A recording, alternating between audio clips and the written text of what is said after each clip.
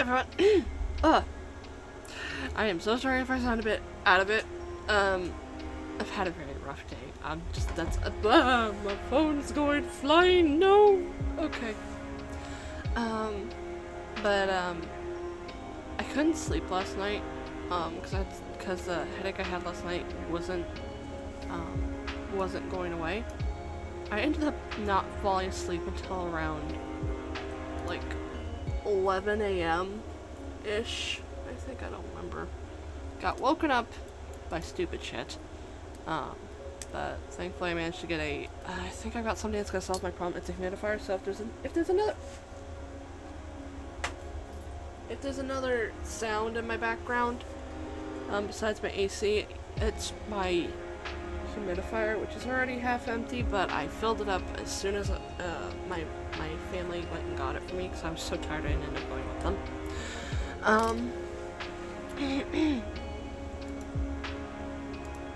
Let me get the game loaded up right quick. Hey, Mocha! Hey! Give me just a second. I'm a little bit scattered right now because I woke up like an hour ago and I lost track of time, and I didn't realize it was close to 7 until I looked and saw it was like 2 minutes till.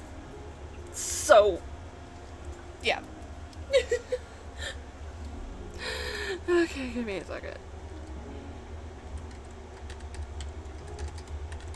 Okay, there we go. Okay. Where's my shit? Where's my shit? Okay. Lost. Hongo, please hold that. Thank you. I don't know how much story I'm gonna get done just because I am so out of it, but I updated it, right? Yeah, I did. Okay. Oh, my neck. Come on, okay. No problem. No problem.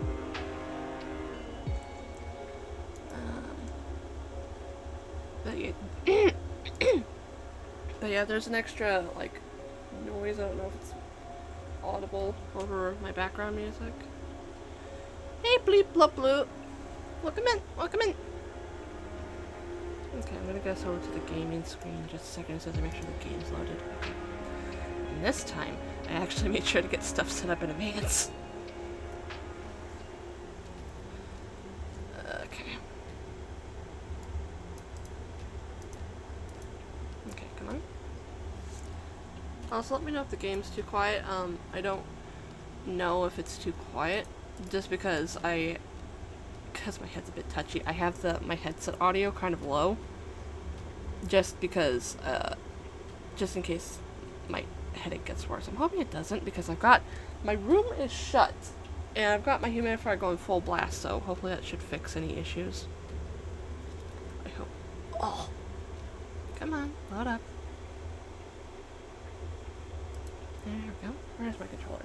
There's my controller. I'm gonna need that.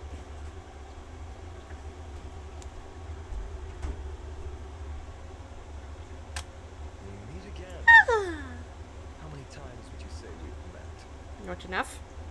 Okay. Let me get my controller plugged in for when I actually start using it. I don't like V8. Why did my brother give me that? Okay. Give me a second. I'm just moving a couple of things around. Put the thing for my humidifier. Whoop! That slipped. Oopsie doodles. It's fine. Okay. Okay, let's go over here. Do this free poll. When does the version end? How I have not gotten spooked at this point on this banner is beyond ridiculous. Okay. When does the version end?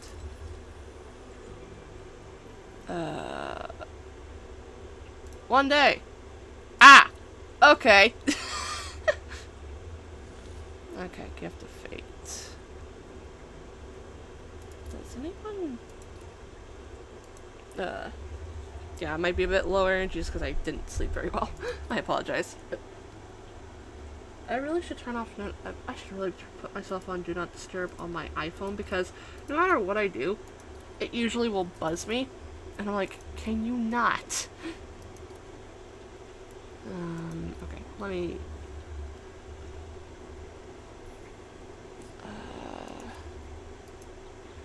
Yeah, like, like, in general, even though it's fucking pain in my ass, I do prefer iPhones just because it's what I'm used to at this point, but it's like, God.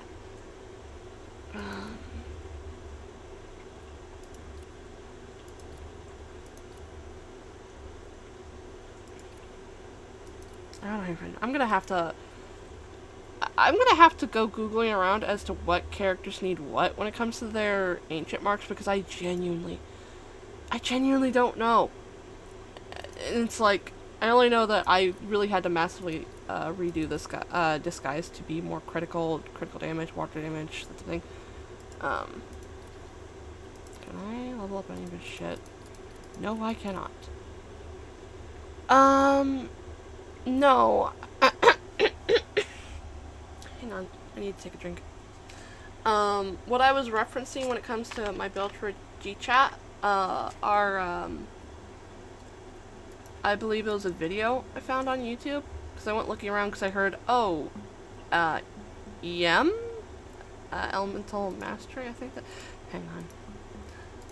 I might be misremembering it. Let me go to equip. Elemental was not recommended for him, so that's about all I really know. I would have to go find the video. It's somewhere in my history. I just don't know where it went.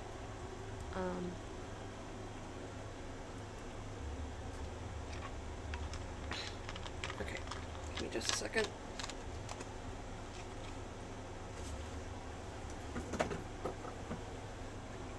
I mostly know that I remember seeing attack and the crit stats being noted for him.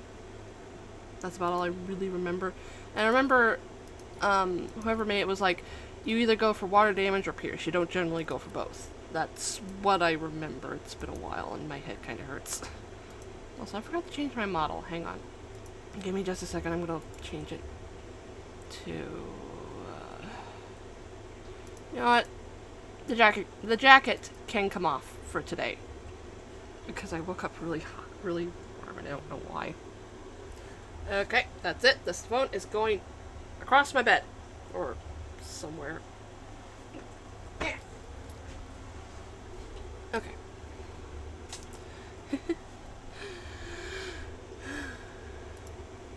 Okay. Anyway. I know it's also recommended to build this lady for some reason.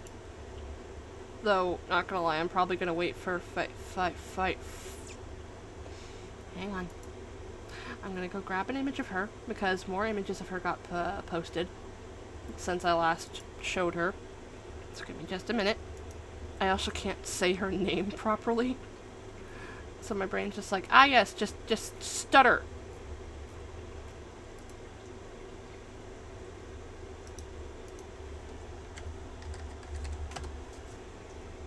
Just give me a second.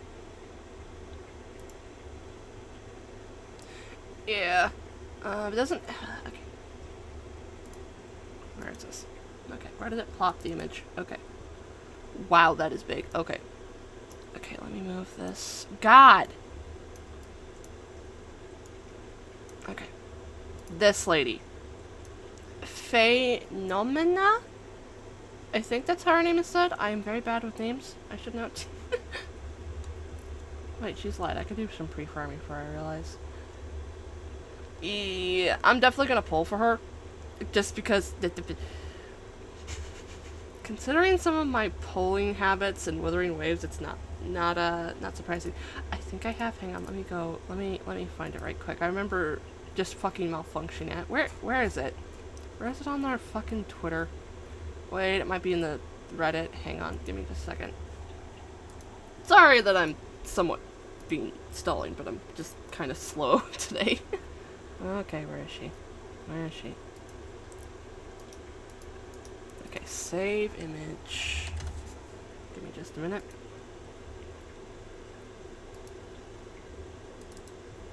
I don't know if this has been teased on Twitter, on the English Twitter, just because I didn't see it there. I saw it on the Reddit when I went poking about. This one? God.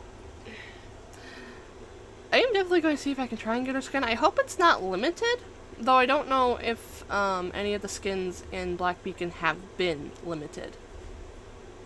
Because I definitely want to get that for her. I don't know if I'm going to be able to afford it.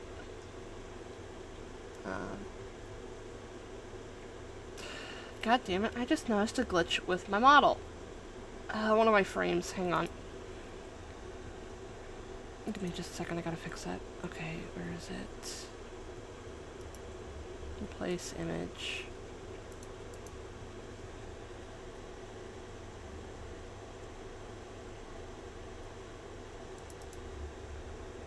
Okay, there we go.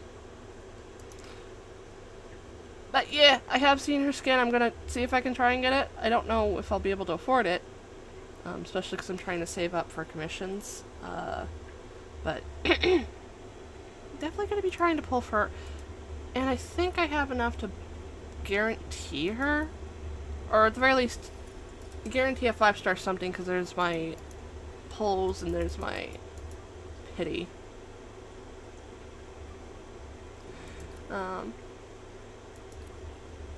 I did get a thing. I don't regret anything. Because now, God. But don't mind my brain just making me trail off randomly. That was a weird texture glitch. Okay. I need to use this. Let me just use this and quickly. Insufficient. Ah, yes, of course. Oh. It's being stupid. Okay. There. And I'm going to use some of that for... Actually, we're going to do Tome of Fate first, just so I can get my brain cells in order. Before I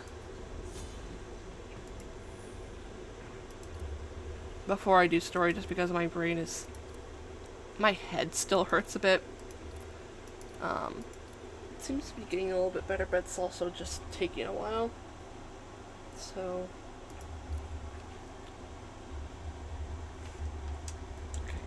Okay, my controller's still working. Okay, good. Quests. Okay.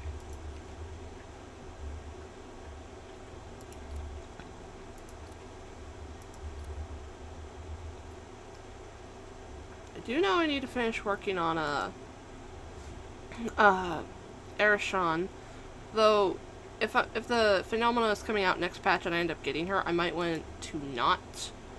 Though I won't find out what her kit is, I believe, until she actually drops. So there's that. But hopefully she'll fit. I don't know. I'm not smart. I'm not smart and my head's hurting. Okay.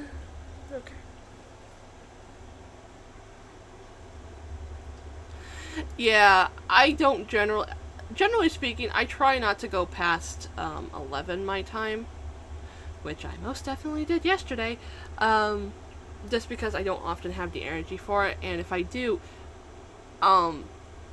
it depends on what I'm... Hey, Zero. It depends on what I'm doing, on whether or not if it cooks me really bad or not, because if it's like me doing story content, oh, I'm fucked the next day. Like, there's no way I can fucking, stream anything that would take more energy. Thankfully with LobCorp and what I did in, Limbus, I didn't necessarily need to, my brain goes dead, don't mind me, focus too much, well, besides keeping people from dying, obviously, but it's, I don't know if it makes sense, but story content tends to tire me out way more easily than stuff that I can do somewhat mindlessly, if that makes sense. Like, I don't have to try to register shit in my brain cells. I think that's... makes sense? I don't know.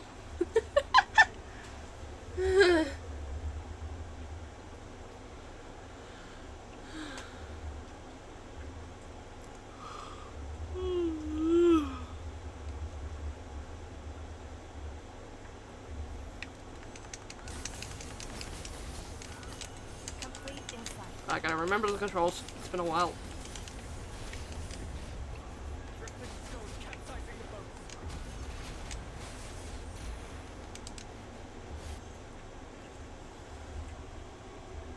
I think this means I need it for the equation. Okay. Quest, please. Yeah, sure. Clear 3 battles without taking damage. Sure, I can handle that. Since we're gonna get a lost value, let's just do this. My cat also, Gabby, she did not want to leave my room when I was trying to scramble to get everything ready to stream. I basically had to nudge her and, like, okay, for reference, she has separation anxiety issues. Like, she will stay around me as much as she can if I'm not available, or if I leave my room to go somewhere else, because if I leave my room, then I'm not somewhere she can find me. Okay? So, I'll go to the bathroom, and not necessarily for any reason, like, I'll just walk in there, and I'll hear her charge down the hall, and run in, and perch herself on the toilet, being like, okay, I'm here. It's adorable, but also at the same time, it's like, really? You don't... She doesn't, like, often come up to see me. So it's like, really? You're gonna do this now that I left my room?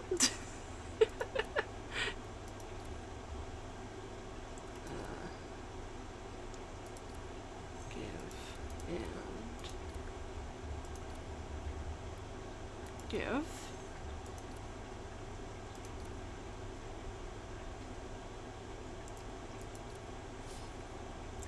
Yeah. Let's do an event.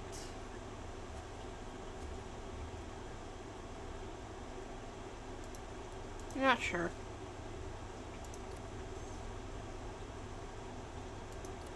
This'll work, right? I don't usually spend my light dust.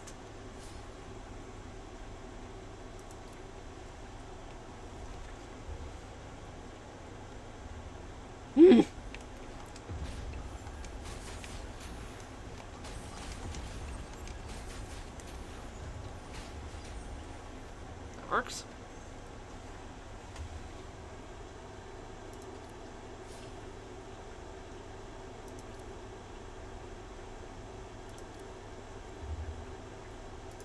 What's funny is I generally don't leave my room for the most part. Like, besides the fact I don't particularly like leaving my room in general because I don't like dealing with people I live with.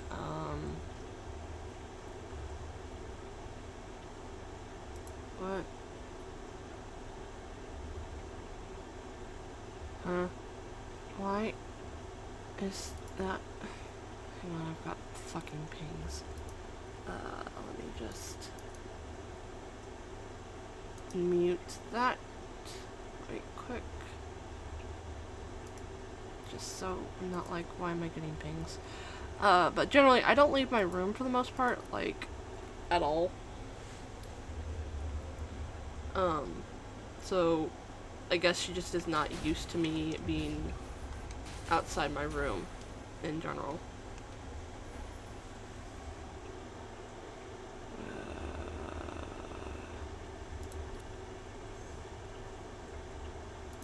Yoink.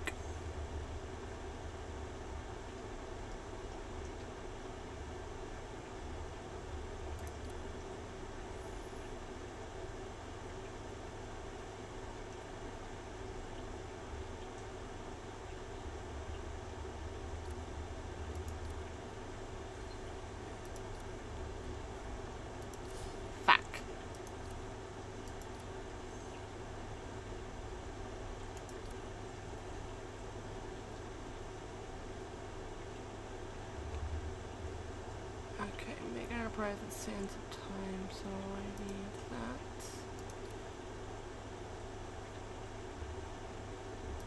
Give. There we go.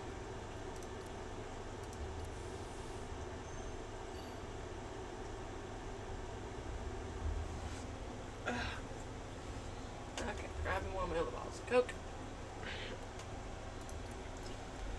I don't even know if this has been helping with my headache. My head's just... it's a lot better than it was earlier this morning, because for reference on how bad it was, I literally, oh,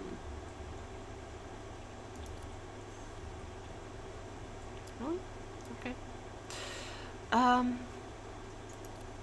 I literally was up all of last night. Like, I couldn't sleep. It was that bad. I only fell asleep, like, around 11. Got woken up to 12 by my brother for whatever fucking reason. And then I just slept until, like, 5, which was, a couple hours ago. So, where's my brain decides to go? Mush.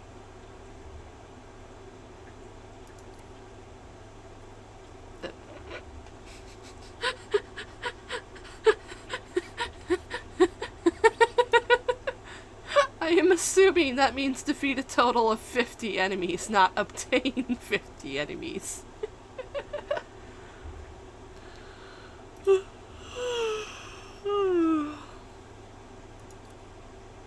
know what? Sure. I can handle that. Okay. I wonder when they're gonna be done working on the PC clients. For this. Okay.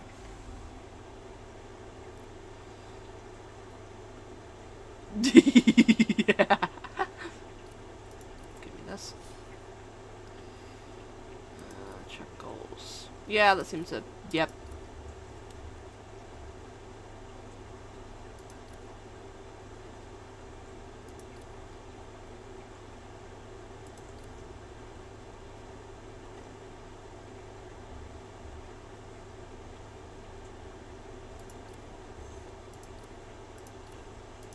Give.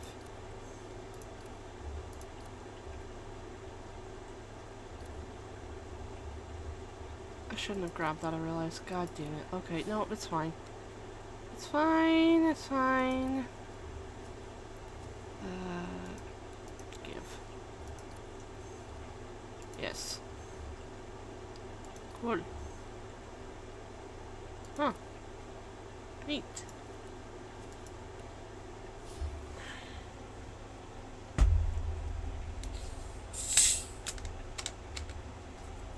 Okay.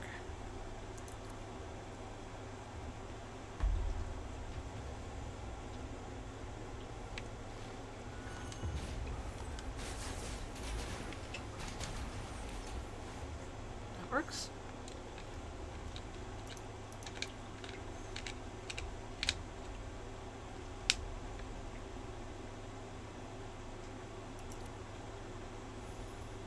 Yes. Camp.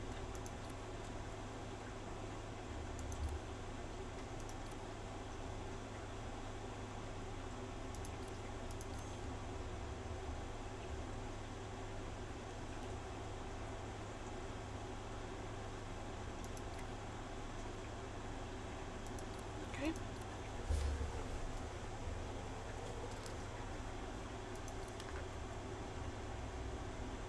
There.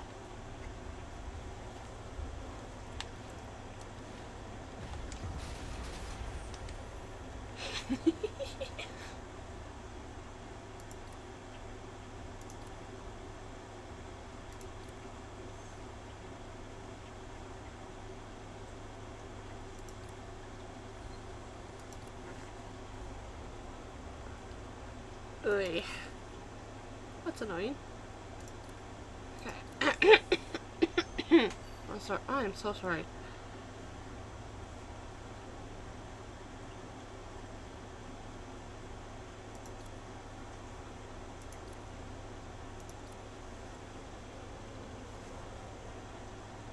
Okay.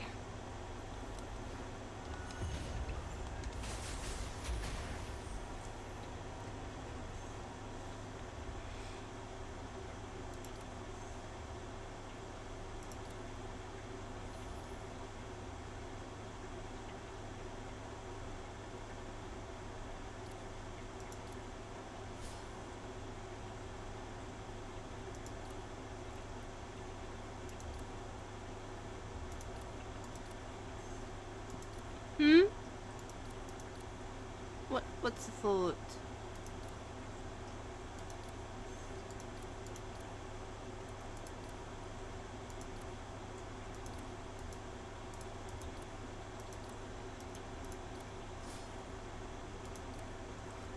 Okay.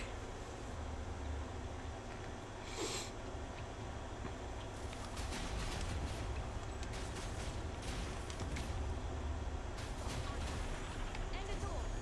Looks like you've run into a bit of trouble.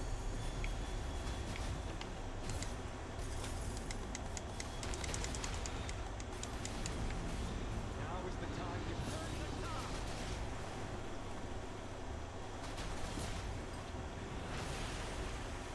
Good, Chicha. Good, good. Okay. Okay, yep.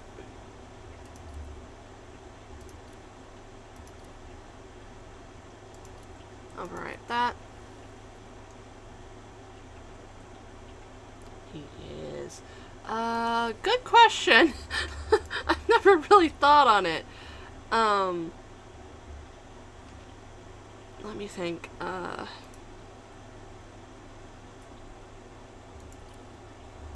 Generally, inspiration tends to come from, stuff I read, play, watch. Motivation. I don't know if I can really answer that just because my brain cells are stupid. Like, I don't know how else to put it, but they are very, very, very, very, very, very, very, very, very stupid. Because I'll want to do things, but my brain will be like, no, you can't do them. I think it's executive dysfunction? Blech. I can't word.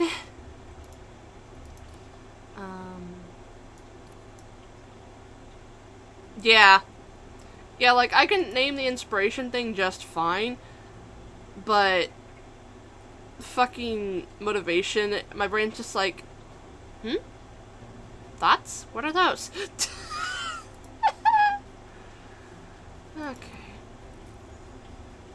I don't know if anything's better than the one I've got on G-Cha. Nope. If I wanted to...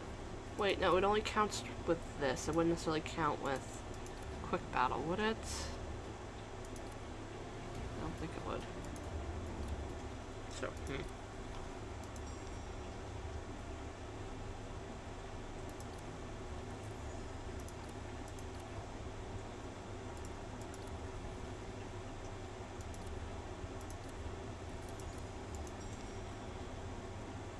Okay, I've not done my no, it's fine.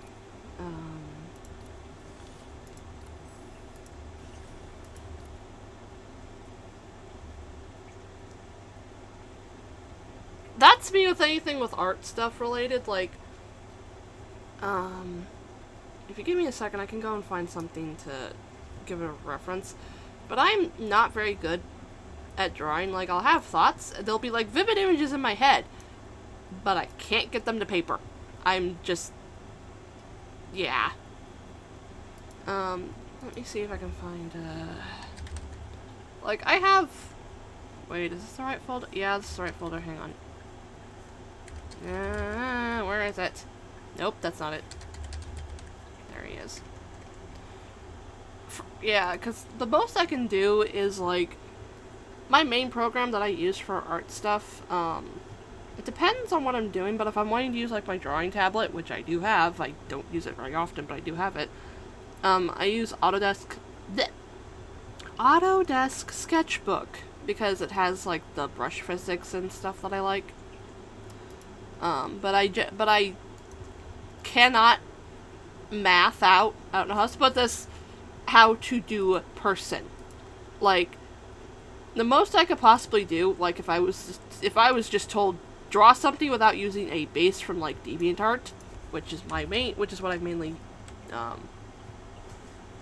that's mainly what I've, used, like, especially when I was, like, back on my DeviantArt days. Where the fuck is the thing? I can't find it. Let me see if I can find the Autodesk file right quick. Oh wait, that's paint.net. You know what? Yeah, sure, this works. This works for just... But, anything I do is, like, really, really sketchy. Like, the style is super sketchy.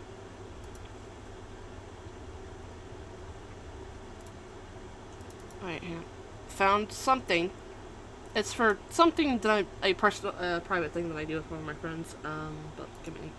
Let me get a screenshot. But the most art stuff that I can really do, I actually do in MS Paint, and that's with not necessarily pixel art, I should note, but specifically with My Little Pony, just because I drew a lot of My Little Pony stuff when I was in my teens.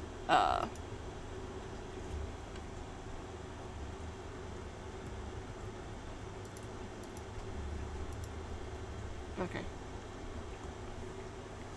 Let me screenshot this and then save it to a file right quick. Discard changes. Okay. Crop. I'm not giving a shit about giving it an actual proper file name. I'm not even gonna keep it. But for reference on what I can do with my tablet, this is basically, it's very, very sketchy. I just use like the pencil tool in a sketchbook, and I go from there. And this is on a base that I downloaded just because I cannot draw people for the life of me. This is not this is not for like my ping. This is for a different character who happens to just look like her a little bit. But I am not that. I wish I was good at drawing, but I am not. The most I can do is just make, I guess, decent ponies. Like, I roughly know how to draw one, like, from scratch if I really had to, but my anatomy is fucking terrible.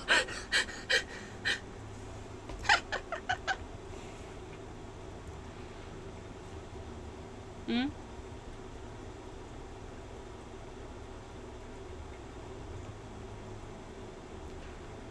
Oh, that is totally understandable. I have the reverse issue with traditional, where I can't do anything traditional because I often just screw things. I often have really bad. Basically, I prefer digital just because I have the undo tool to fix my fuck ups. Because my hands aren't very steady. Like, even when God, I know that feeling. That happens whenever I try and do anything, like, elaborate, and I know it's beyond my capabilities. It's like, okay, I gotta trust the process. I gotta not whack myself for it not being perfect off the bat. Because that's one of my main problems. Are these guys still be available after the patch ends? I wonder.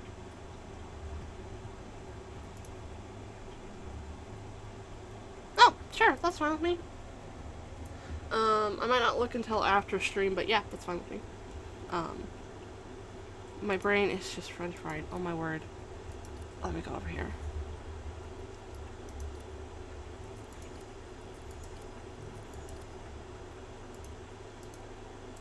Clicky.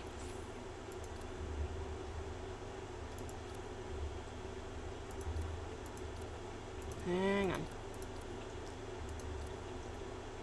Wait, these were set on Monday. I shouldn't be trying to get those done right now. Let me just real quick dispatch everyone.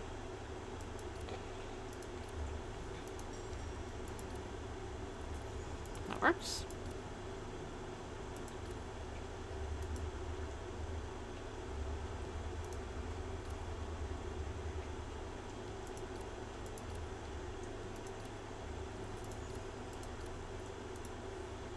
Quickly go over here.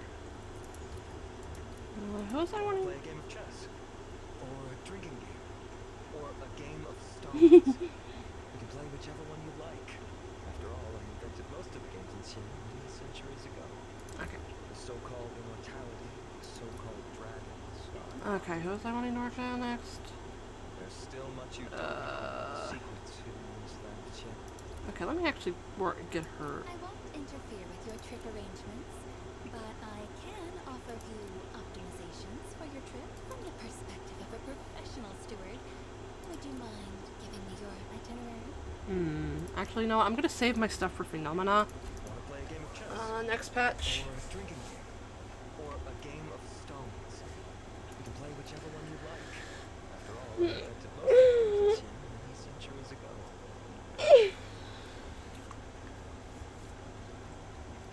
Oh, ow, my neck, fuck.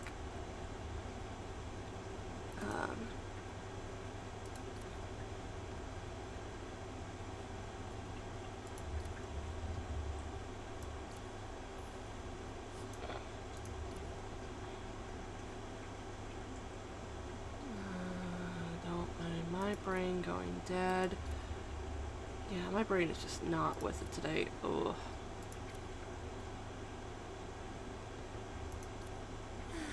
This reminds me of my days as an apprentice steward.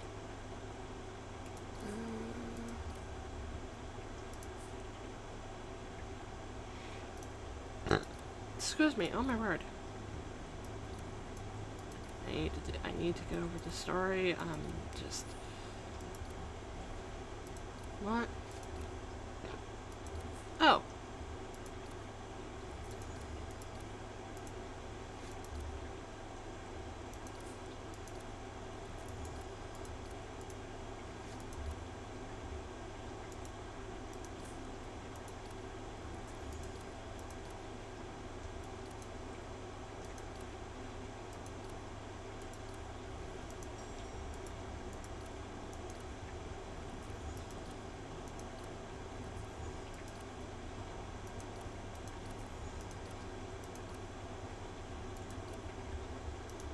My brain is really just the epitome of this fucking expression because my brain is just not wanting to function.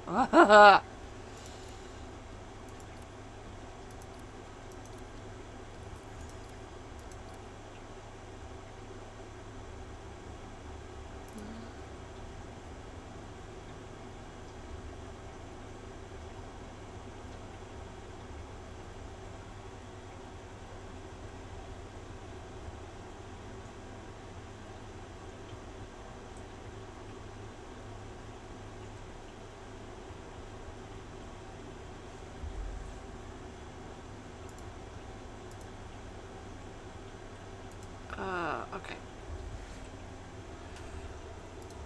What are these? I really haven't done these?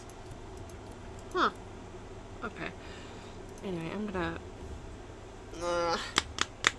brain. Fucking, let me think, please. I am so out of it, it's pathetic. I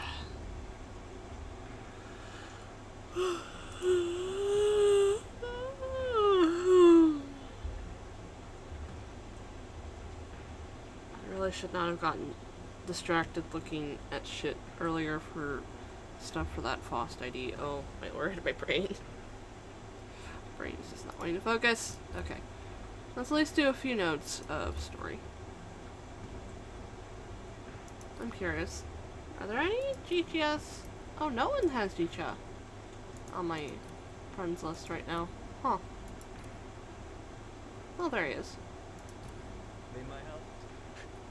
Just ask. I shouldn't be idly amused, Just ask. but I can't help but find it mildly Need my amusing help?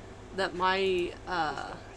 like, I keep noticing it whenever I go to use a support because I'm used to doing that before I got him. And mine's just the power level. Oh god.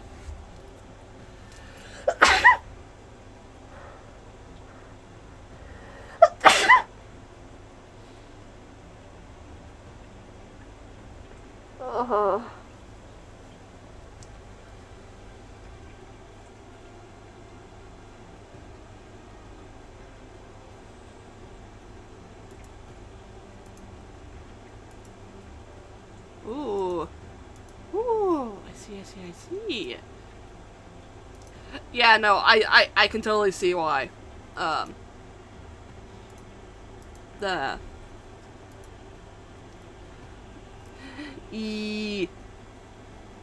Yee. Okay, I'm gonna actually start node before I forget. Ugh.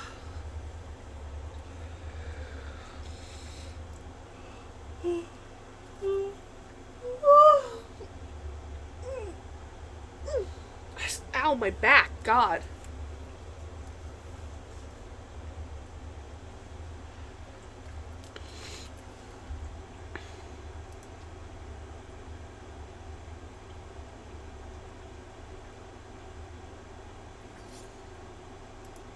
The Search. The story passed down through countless generations flows like an endless stream. At the heart of Tianqi Lake, the greenish hue slowly begins to fade.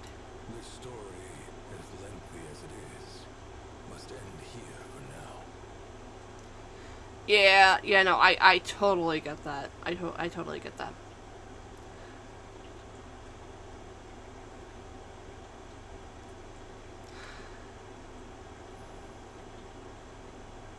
As my brain has reminded me, whenever I do, like, stuff from scratch, like, I don't know if this is weird or not, but I don't generally do sketches. I just go straight to, it's like, I'll do a rough, like, sort of thing, and then I'll just go straight to sketching it out. Or sketching out the line work. Like, my brain just doesn't comprehend the difference between sketch and line art. Because I usually just trace over the sketch for the line art anyway. If that makes sense? I don't know if it makes sense. That does remind me, I have some things I was wanting to do with my tablet that I will do not tonight, because I'm possibly going to crash later, even though I slept for like 4 hours. 4 or 5? I don't remember. Looks like the sealing of the dragon pillar is almost done. What happened after Ji-Cha returned? A shadow of sorrow flickers deep within Yuan Chuan's eyes, a grief too heavy for words to describe. The voice interrupts our conversation. Yeah, that makes sense to me. Master Yuan Chen, the dragon pillar has been completely sealed, and the dam by Tianqi Lake has been repaired. Yeah, no, that makes total sense to me. It's like, where's the file? Where did I put the file for it? I'm possibly not gonna show it on stream because I don't think anyone would be really interested in it. It's like I'm working on, can I find it, please? Okay, yeah, there's the file. It's like I'm working on, like, some adoptables, like, not, like, human designs or, like, My Little Pony ones, because I can't fucking design people for shit. That I'm gonna port into Sketchbook and just sketch out the mains and tails, just because otherwise they just look all samey. I don't know how else to put it. Hey, Draconic! Welcome in! Let me do this right quick. Yeah, I'm spelling that correctly. Okay. There you go.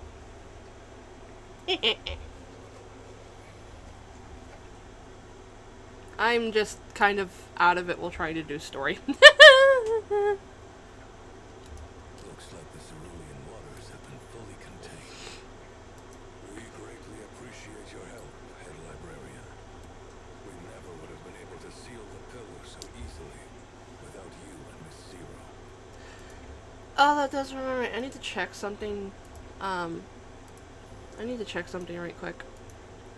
Well, because I just realized my browser was still fucking open. Oh! Oh! Oh!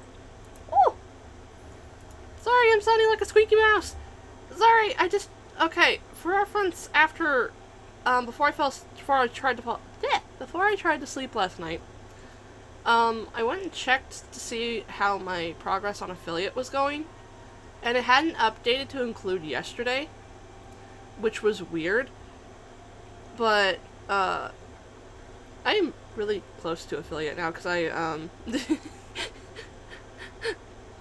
that should be an alt outfit I get of just me being a mouse, because I am a shapeshifter, so, I just need basically one more day of like 3 concurrent viewers. Cause I've got 3 out of 4. Yeah, minimum of 3 average viewers on 4 different days. And hopefully I should be able to get it soon. I don't know. Okay, I'm gonna close my browser before I forget, because that takes up fucking resources like nobody's business, because it's Brave and it hogs them. But that makes me very happy. Oh god, my neck. Hang on. I hope. Because I do have thoughts. I will have to figure out. I will have to ask some fellow streamers how to set some stuff up. But I do have thoughts for some channel point redeems. And my brain goes dead. No. But I haven't been able to do them just because it's like, oh, you need to be affiliate or partner. Okay. Okay. This is not the end. Where is Jicha? Whether it is the Jicha on Yutron's account or the one in the present, neither has reached the end of their story. Yes! Yes, both of we want a bonk option.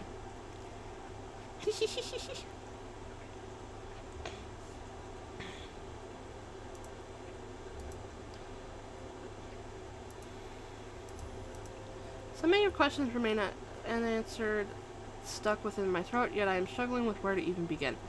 Where? Head librarian, there is something I would like you to personally retrieve for us. What? What is it? It's something deeply connected to the source of all this. Justicia. Yeah. I need to actually, I know I have that commission spreadsheet because I'm stupid with remembering prices. I need to I need to see how much yours would cost to get for you.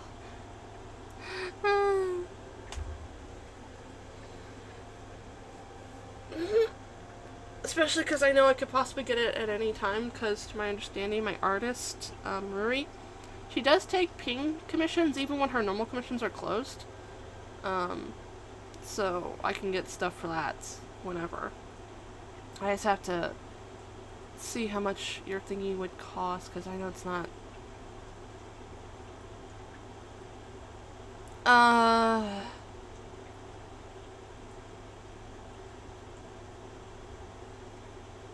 My brain's gone dead, don't mind me. I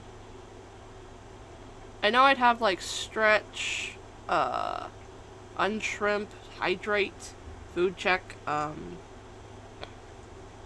to think. I know there'd be a bonk and head pat option. And I think I would have, like, a redeem, probably a bit more expensive than most of the others, for getting me to swap my model.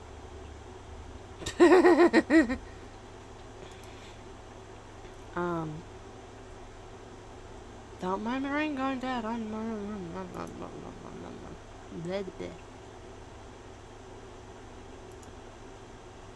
But I do know I have plans for a lot of alt outfits. Like, I plan to get one actually specifically for Black Beacon. I already have everything sorted and everything. It's a whole compilation image and everything.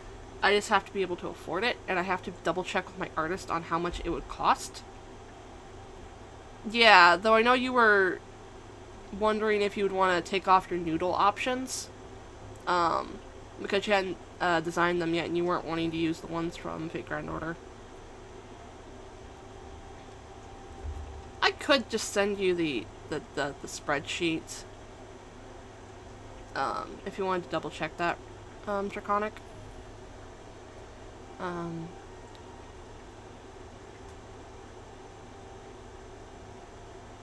Don't mind my brain going dead. Okay, I didn't know if I'd ever linked it to you before. I don't know if I don't remember if I ever did that. Okay, I need to actually continue the story. Find it, and all your doubts will be put to rest. So basically, sir, you're saying I should go find my husband. Okay, I can do that. It's the lost imperial seal of the first emperor. Oh. You could say it's the national treasure of Tien. But like most things from the first emperor's time, it just vanished into history. However, from what we've gathered from Weisher, I believe it's not lost to the world. It still exists, hidden somewhere in the imperial palace of Jingyu City, tucked away in its countless towers and halls. I know, right? That does remind me, I need to poke Ruri about that one thought I had to see if she'd even be willing to do that. I know it would definitely not be cheap. It'd probably be, I think, around like at least $50 or more. Especially if it's a new pose and everything. But that's something I'll do later. Because I can't word! No, I can't word! I know my current plans are when she opens up commissions again. Wait, hang on. Is the game too quiet? I think the game's too quiet. God damn it. Hang on. Damn it! My sound settings were fucked up. I am so sorry.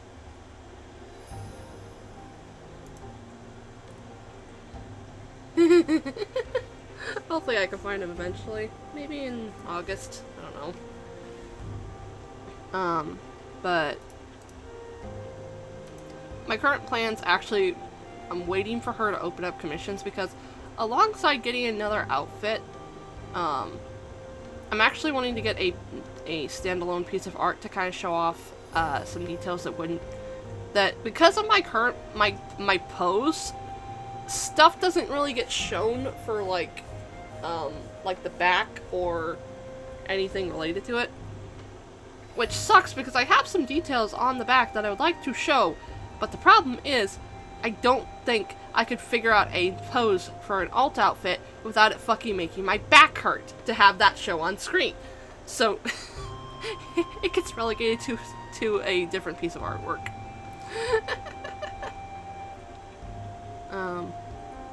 That's not going to be cheap. I was also wanting... My brain is just giving up on me. Will this help with the problem we're facing now? Why search for a relic? Trust me on this. It's the final piece of the puzzle. It's the key to the truth. Instead of listening to me ramble on, why not go see for yourself? Thank you, Head Librarian. I'll be here, waiting for your good news.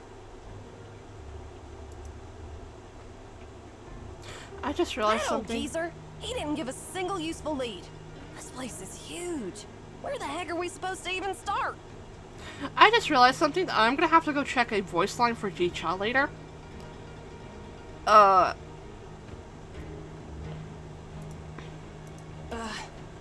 get it if they talk in riddles with Maons, but come on, we're part of Weisher. Why do our own people have to be so mysterious too? Ming approaches us slowly, holding a lantern. If Master Yuan Chuan refuses to speak of it, he must have his reasons. His reasons? Every day it's the same nonsense. Someone's always got some reason. I'm about to lose it with all these reasons. If he already knows the answer, why didn't he just tell us? Why do we have to solve some stupid puzzle? I haven't even finished my basic education. That explains so much. Nearby, Azzy is busy posing for a shot. Join this tongue-set disciple for a special insider's tour of the Jingyu Imperial Palace. Get a sneak peek at the restricted areas of the Imperial Palace that are off-limits to the public. Really, lady? If you don't mind your account getting banned, go ahead and post that.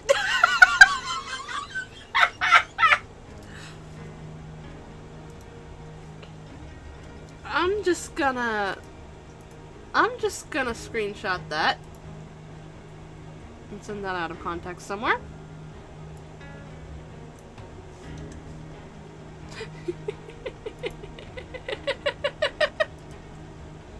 Mike ignores the two troublemakers and turns to me instead. Head Librarian, Master Yuan Xuan has asked me to assist you.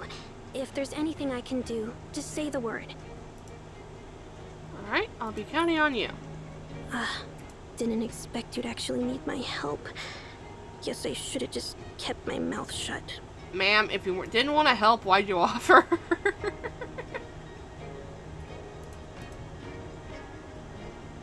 Huh? Zero has been quietly observing the towering structures ever since we arrived. Where should we start? If it were up to me, I'd start with the Kangjiang Pavilion. Kangjiang Pavilion? Over there, do you see it? That tall tower-like structure. It's said that Zhisha built it to honor the meritorious officials of his time, and their portraits still hang inside as a testament to their legacy.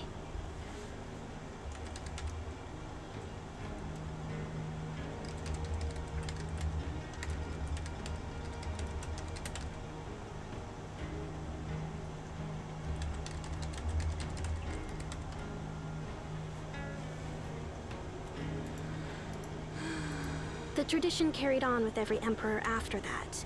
For nobles and high-ranking officials, getting their portrait in Kangjiang Pavilion was the ultimate honor. The imperial seal is a symbol of power, something the first emperor always kept with him. If we're looking for it, the best place to start is with the people closest to him. His inner circle in the Xia dynasty. That makes sense. Let's get moving. Okay. Fluttering wings. The fucking thing wasn't working. Oh, yes. Yeah, I can't go down. No. Ah, of course.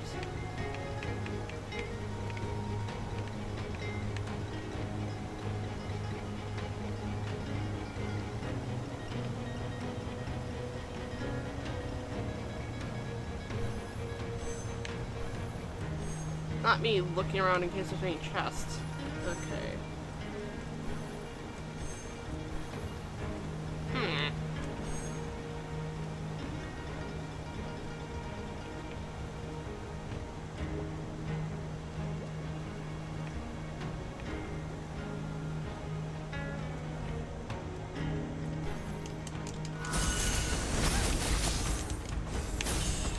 Fluttering wings.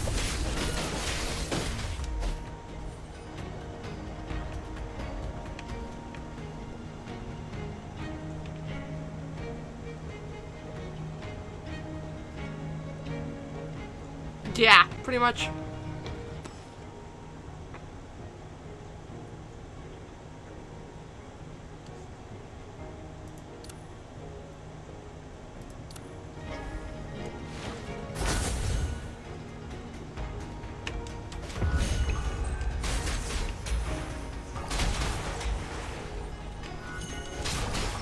Cerulean crystals are Oops. basically mineral deposits from condensed water and mist. The fresh ones have a brighter color and are less compact. But if they're left unhandled for too long, they harden into something extremely difficult to break. Don't worry. The mist-clearing lamp absorbs high concentrations of cerulean mist and turns it back into liquid. The crystallized cerulean residue gets stored, and the dried air is compressed.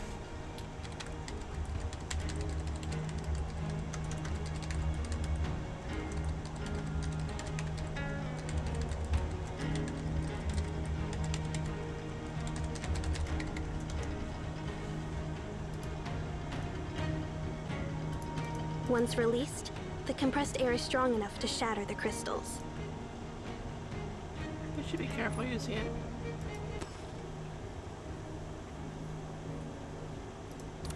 That works.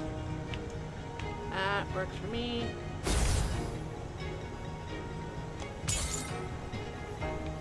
Give.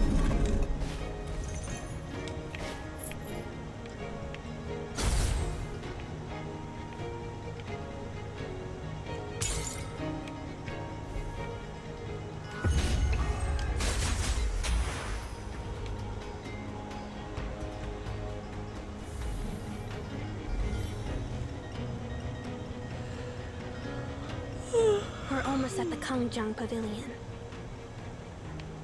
Sorry if I'm quiet. I'm just still tired, I guess.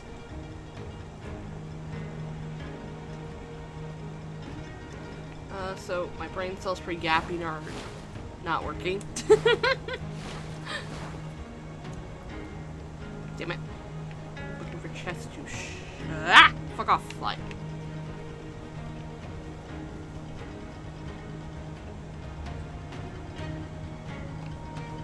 It's locked. When we evacuated the residents, we activated security measures at key historical sites to protect cultural relics. But these security systems are usually managed by the Bureau of Cultural Relics. While we know how to activate them, we have no idea how to turn it off. That sounds like it's asking for issues to crop up. The original plan was for their staff to take care of it when they got back. Oh, looks like it's my time to shine. Sheen, no! As he holds Sheen back, giving Ming a pleading look. Ming lazily lifts her gaze. Let me take a look. Well, I know a thing or two about this kind of lock. I hear something nearby. Clear the area while I'm cracking this. Okay. Yes, these folks.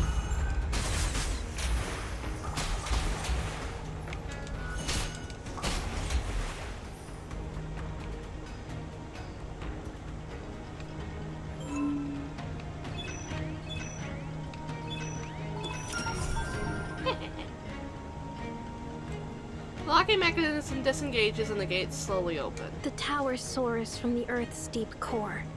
Its peak dances with heaven's evermore. To ascend is to transcend mortal lore. Its spiral stairs in void explore. Over the sacred land, its grandeur stands, as if by ethereal shaping hands. Four corners eclipse the sun's bright bands, tier upon tier to heaven's strands. This is a poem from a previous era, commemorating the Kangjang Pavilion. Let's head inside. I have a feeling we'll find what we're looking for.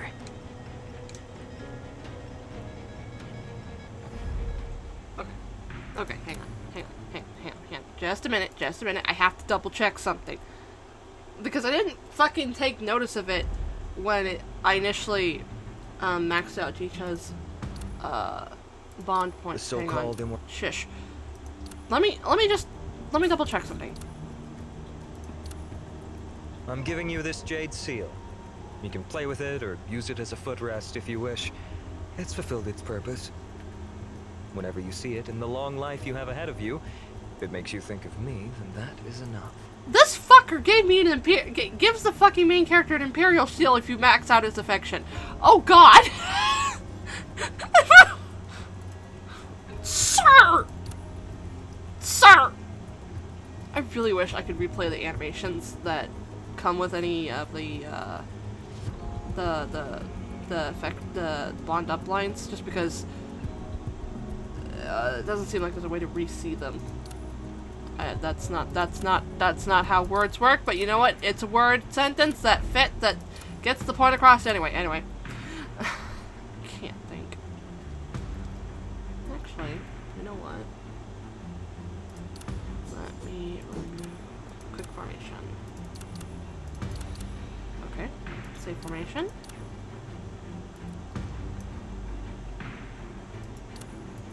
I don't know who's a good support for anything.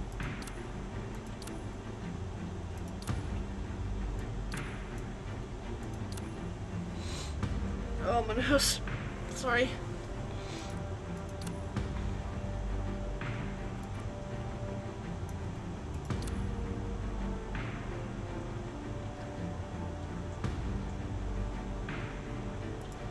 Asti, hand me the sword.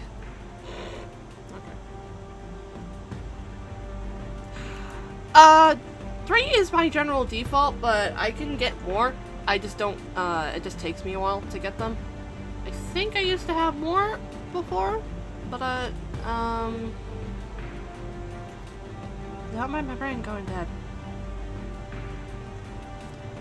I can hide my, I can hide my tails, though, if needed. Because I know some forms that and probably some alt outfits that I will get eventually. I probably will shrink down the amount of tails to just one, just because, they are very big and very fluffy, and could get in the way of quite a lot.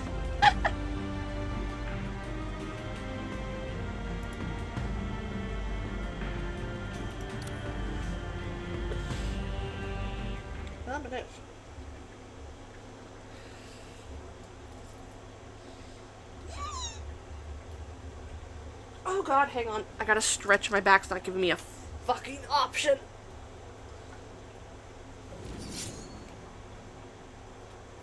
Charging point. Oh, my back. True to Ming's words, the moment I step inside, the weight of history engulfs me. Every scroll, every statue in this hall stands as a testament to the great figures who once shaped the fate of Qian.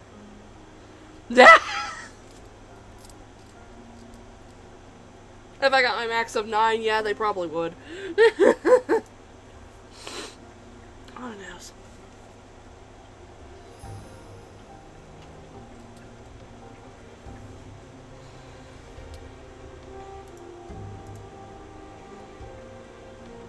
Some expanded their borders, some governed wisdom, some quelled chaos, and others saved the people from disasters. In the end, all this was distilled into a handful of names in the hollowed annals of history, now immortalized as countless faces gazing upon the living world from within the Kajang Pavilion. To be fair, I don't know if you could get proper extra tails, or if they'd just be fire. Just like fire tails.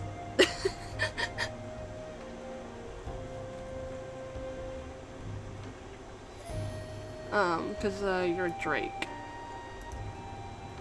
The pavilion has multiple floors with a complex layout, and it's not usually open to the public. Ah. Fire tails. Now that's a thing that could be terrifying to fucking see. I realize if you piss a fire Drake off. Oh god. Artifacts related to the first emperor are stored on the top floor. That's where we're headed. Ah.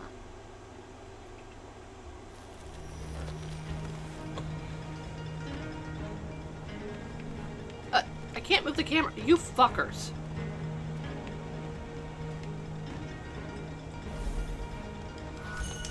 Complete inside. Wing.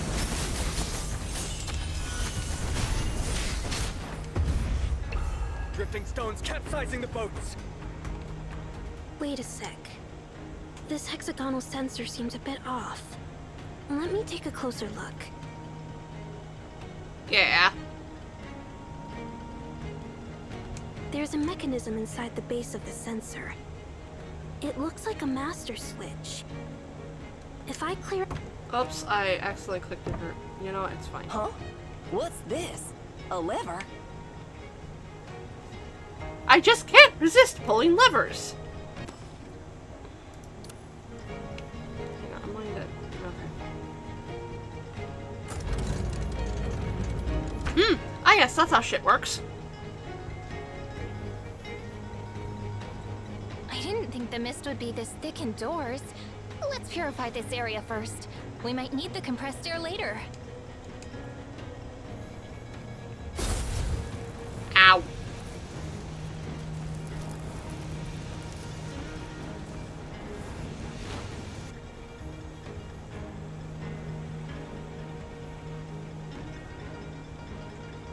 Yeah.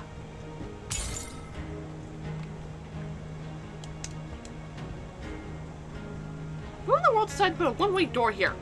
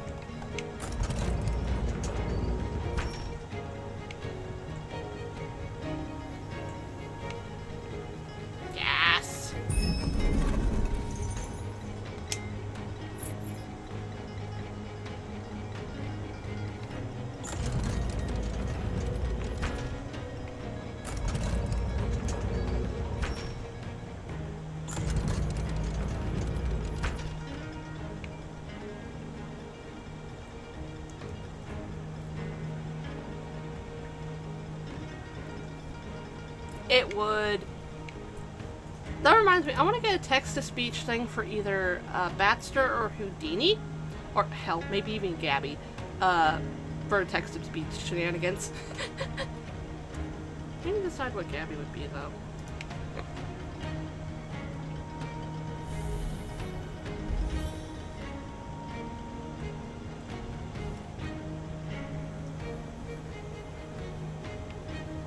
I don't like this. This seems like a fucking trap. Just because it's such a big room. I fucking knew it! Right, more crystals in the way. Try pulling the lever again. Seriously, when you see a lever, just pull it. Ah!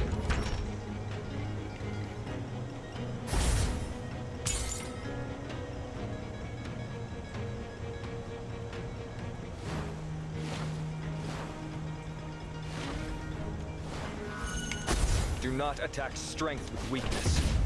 I pressed the wrong button trying to deal with them. Oopsie. I get it now. The lever triggers the mechanisms on both sides. We need to keep the right side stairs stationary while rotating the door on the left. So, we gotta find a way to stop the mechanism on the right from moving. There's a hexagonal sensor next to the mechanism on the right, Miss Ming.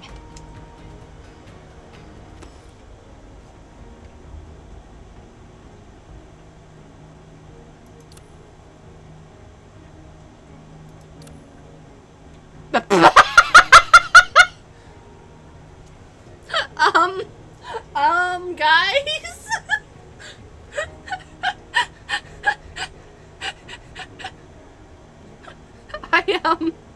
I spotted some text that didn't get translated. Oopsies. Okay, okay. This is... That's Chinese, isn't it? That doesn't look like Japanese.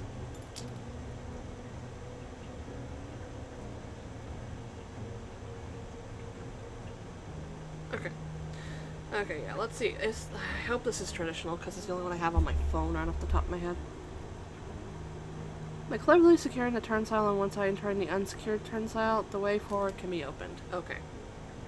Yeah, I feel bad because sometimes I get tripped up by Chinese and Japanese. Even though, generally speaking, I can ID which is which from a glance, there's still times where my brain's like, wait, is it this or this? I feel bad about that. Okay. Oh, whoops. Oh yeah, no, I totally get it.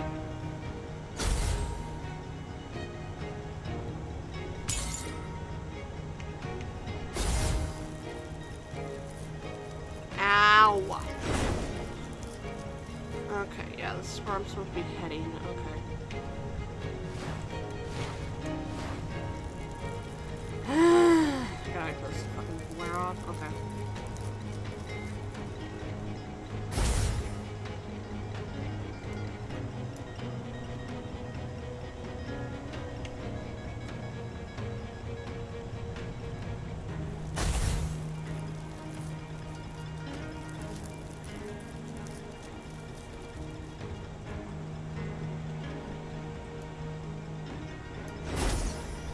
Fly shoe.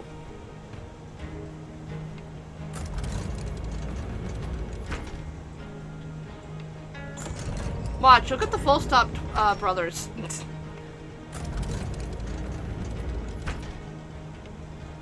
While trying for the Dawn Ego ID. Ouch.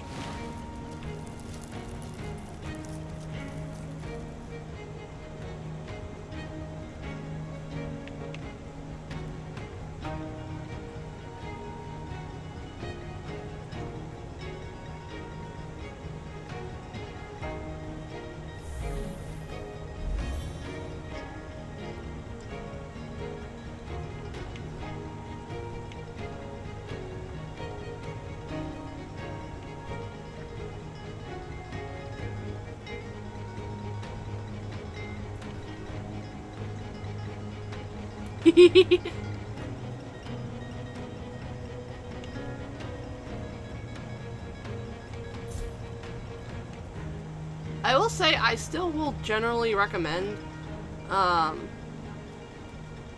full stop Hong Lu, like even as a generalist unit, not without his partner. In the center of the hall stands a weathered statue, its face worn almost beyond recognition. Still, the reference around it makes it clear that this is the first Emperor Jicha. Ow, my neck.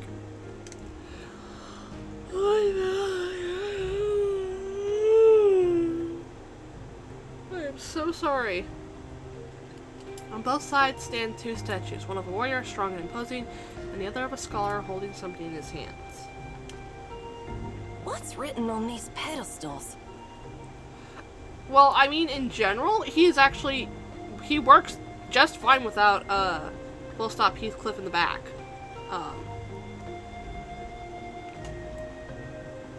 He may be my husband, but I'm actually generally praising him from a position of, I damn near did not get full stop Heathcliff, and I was fully prepared to just deal with it and run him without him.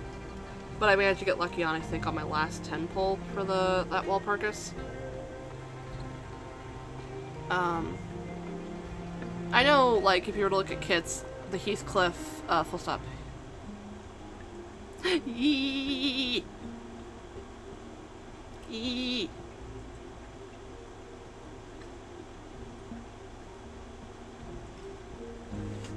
Yee.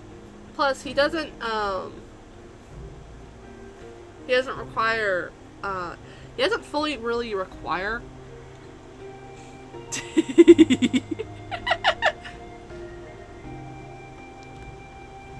Heathcliff, at least in my experience. Though I think I immediately uptied for him, so that may not have helped.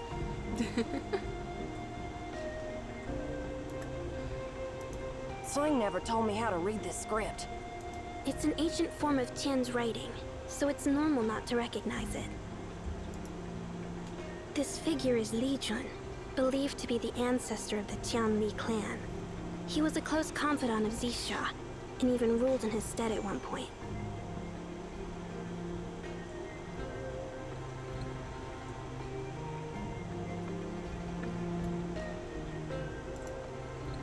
This one is Zhang Luo, Tian's first scribe. He accompanied the first emperor for years, and laid the foundation for Tian's historical records, which is why some call him the Sage of History. Is he holding something? Is that a giant seal? That's the legendary Imperial Seal Zhang Luo carved for Zisha himself. The artisans of that era even carved a replica of it into his statue. While checking out the statues, Ozzy suddenly spots something. Ming, look at this. These must be their birth and death dates. But something's off. The birth dates are all faded from age, but the death dates? She crouches down and runs her fingers over one of the pedestals, brushing away a layer of dust from the engraved date. These engravings are new. And they all share the same year of death. This year. But why? Ming crouches down as well, carefully inspecting the inscriptions. Last time I was here, it wasn't like this. As a mark of respect, the statue of the honored figures in Kangjong Pavilion only have their birth years engraved, symbolizing their lasting legacy and remembrance. Someone was here before us. They changed the inscriptions and added the death dates. Oh ho ho ho! Oh ho ho ho! Good to know! Maybe that'll actually give me a,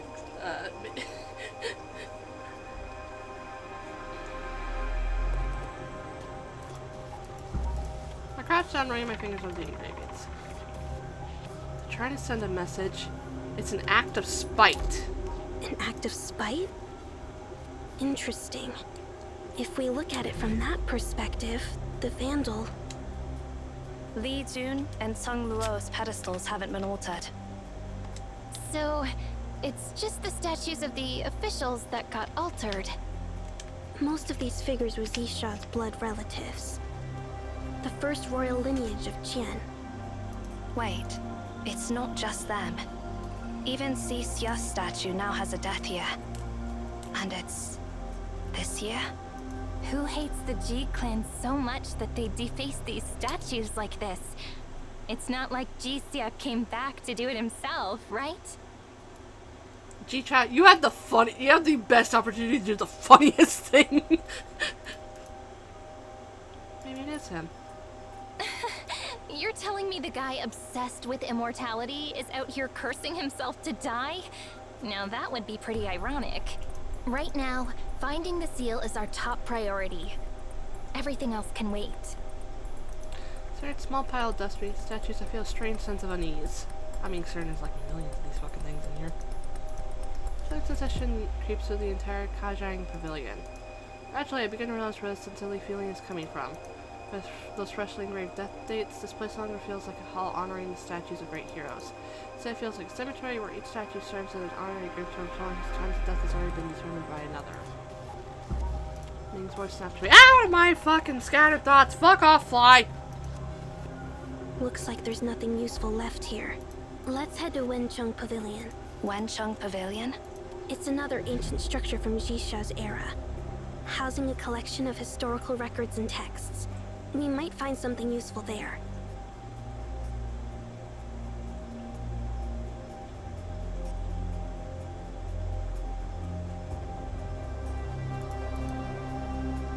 I am trying so hard to focus, my brain's just not letting me focus. Oh my word, okay. Oh, did I reach a new fucking Seer level? Did I? I don't remember. Fuck. I did!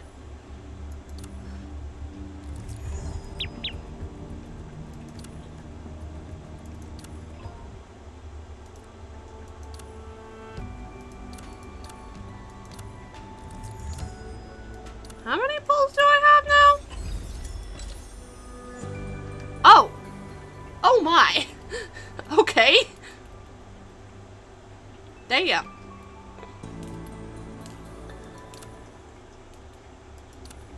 What's complaining? What's bitching? This? This? Really?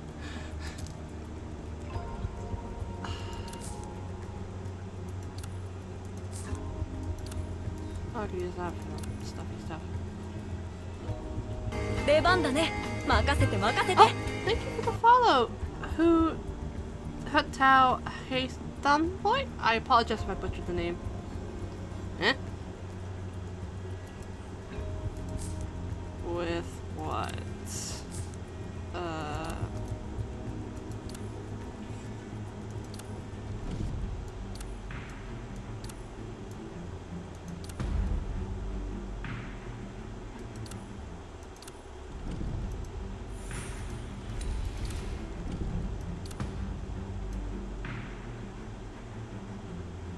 Oh!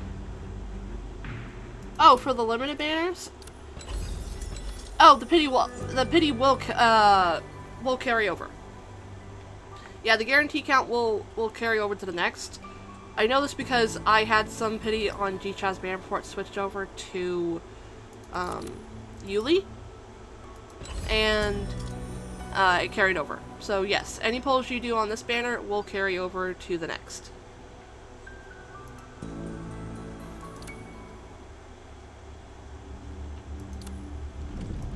There's no resetting to my understanding.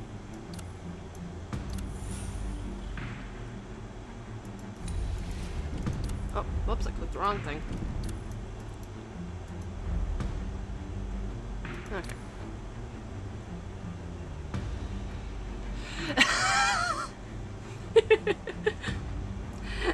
Yeah, I don't think ChatGPT has info on Black Beacon last I knew. I don't know. Or any accurate info, let me put it that way. Farewell. Thousands of years ago, at the top of Kanjang Pavilion. Having returned from his travels, the wandering Emperor Jicha stands next to the Grand Scribe, Songlo. No matter how many times he looks at it, seeing his own statue always feels a little off. My face isn't really suited to being carved in stone. Maybe it's suited to being painted, sir? Not really, Your Majesty. Oh! Chicha turns his gaze toward the statue, its brow furrowed, eyes burning with fury, one hand gripping the hilt of a sword, poised as if ready to charge into battle at any moment. Sanglo, what does the Tianli clan say about moving Li Jun's statue into Kangjiang Pavilion? Go ahead and speak. They've been cursing you non-stop. They call you a treacherous mongrel, the greatest hypocrite under heaven. They say you killed Li Jun, yet you pretend to be honoring his memory. Seriously? What do you think, Sanglo? Do you think I should be held accountable? History will judge in time. It's not my place to say. So, you trust history's judgment over your emperor's? Longlo gives a slight bow, choosing not to push the issue. Chicha also lets it go, shifting his focus to the other statues. Masterminds of strategy, architects of empire, scholars of unparalleled wisdom, paragons of virtue. That's how they describe themselves, right? When the royal family gathered to build the Kanjiang Pavilion, they set criteria to decide who would be honored here. Only those with unmatched strategy, political acumen, boundless knowledge, or exemplary virtue were chosen. And of course, above all, those who possessed immortality. Only Li Jun and I are exceptions. Li Jun ruled as a regent for a decade, and you stood by my side from the moment we began our campaign. They could never erase your legacies even if they wanted to. But this is not the future I once envisioned. From the top of Kanjiang Pavilion, Chicha overlooks all of Qingyu City. The city bustles with construction, and the Imperial Palace looms tall and majestic, its grandeur both imposing and solemn. Yet below, the workers toiling on the construction sites are dressed in rags, their faces gaunt from hunger. The once fertile lands at the mountain's base lie deserted. Taskmasters and officials crack their whips, barking orders as laborers haul bricks, timber, and stone. That is not what you When will wanted. this cursed sun burn out and die, so I may join its end and cease to cry? What did you say? It's a song that has recently found its way into the mouths of the common folk, those who were never granted immortality. It means, when will this cursed sun finally die? We'd gladly perish along with you. The sun. They mean me, don't they? And your mortal kin. Sunlo, how did things come to this? Oh. After you left, the waters of Tianzhi Lake turned green on several occasions. The sick within the royal family drank from it, and their conditions ceased to worsen. Some who were on the brink of death even rose from their beds, walking and working. The waters of Tianzhi Lake granted them immortality, and the entire royal family consumed it. Then they completely sealed off the bridge you built by the lake, turning it into a dam, cutting off the water from flowing to the lands below. And so the Divide was born. Immortals above, mortals below. From that moment on, the royal family no longer saw the people as kin, or even subjects. They saw them as tools to be exploited and discarded.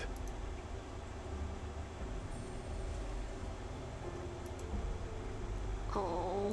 Li Jun tried to stop it, but you know him well. He was a blade, not a needle. Ruling a nation requires patience, careful thought, and well-laid plans before action. His nature made him an easy target for the royal family. After all, they never truly accepted him as regent. Not when he wasn't of royal blood.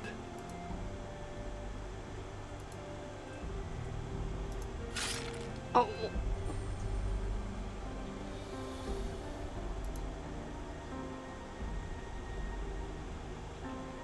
Songlo hesitates, his expression clouded with unease. That's enough. No need to say more. I can't leave a detailed record of this matter. I hope your majesty understands. It's fine. Like you said, history will judge in time. Songlong lets out a deep sigh of relief. I've come to bid you farewell. Chicha arches an eyebrow. Farewell. Yes. Seeing you again just proves it. The waters of Tianchi Lake really are the source of immortality. It's been 10 years.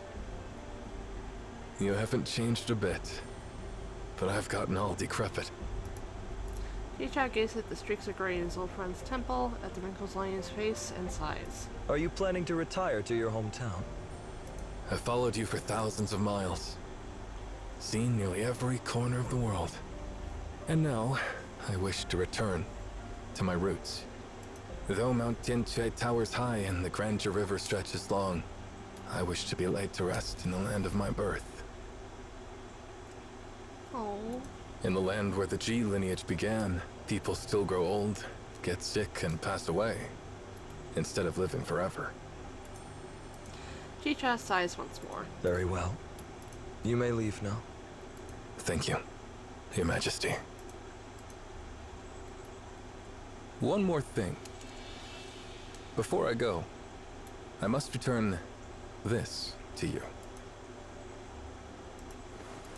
Songlong hands over a jade seal with both hands, turning it so the inscription on its base is faced up. Engraved into the stone are the words, Justice of the World.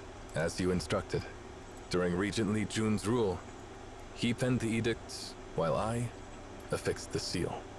Now it is time to return it to its rightful owner. Chicha accepts the seal. Songlong turns to leave, but pauses for a brief moment before speaking again. Please take good care, Your Majesty. Shouldn't I be the one telling you that, Songlong? No. Soon I won't need to worry about worldly affairs anymore. But you are eternal.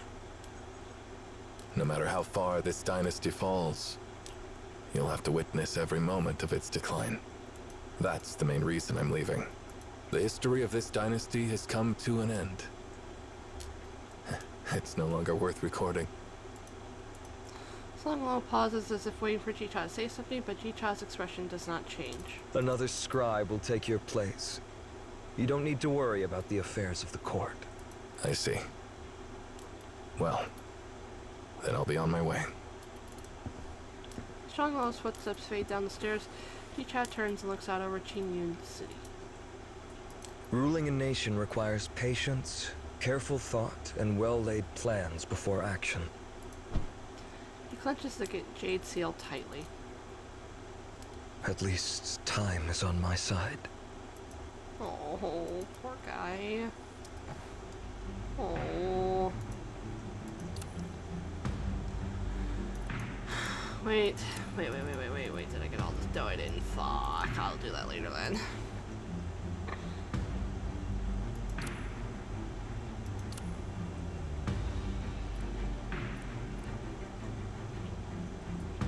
He really did. Aww. Yeah, no, I'm not gonna pick a support. I'll just grab you. Not even Cosmos would dare to boss me around like you do. Okay. Yeah. Okay. Ow, my neck! I hope the mic didn't pick that up. Oh god, that hurt.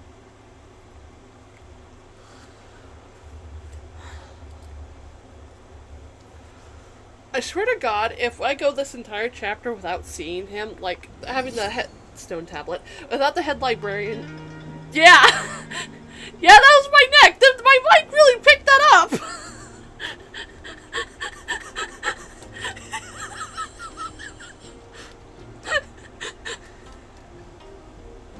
Ow, fuck. Yeah, I've got a creaky neck! I've got creaky everything, but my neck fucking gives me so many fucking issues, it's pathetic.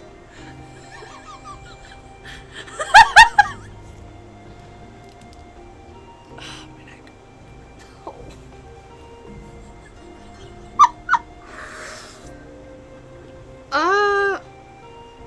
Probably not, though I don't know what I can do to fucking fix my creaky neck. It might be, I don't know if it's rheumatoid arthritis connected or not. Oh, I'm fine. I'm... My neck's always been like that. I don't know. Yeah. Bones are shit, and my immune system's like, you know, it'd be a really great time munching on everything that we shouldn't be munching on. That's how I understand rheumatoid arthritis works anyway.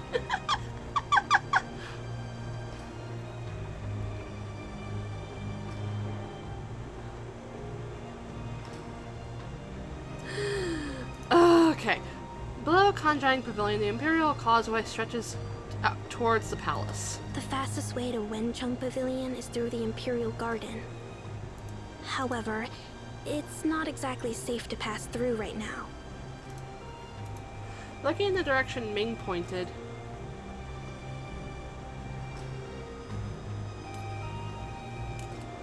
Yeah, that's basically how it feels like with my fucking immune system. It's why I... Wait, what? God damn it. Now I gotta check and see what my next shot is. God damn it. Because I have to go for bi-weekly? I think it's bi-weekly? Every 2 weeks I have to go in to get a Humira shot. Okay, yeah, I've got... that's on the 16th. Okay.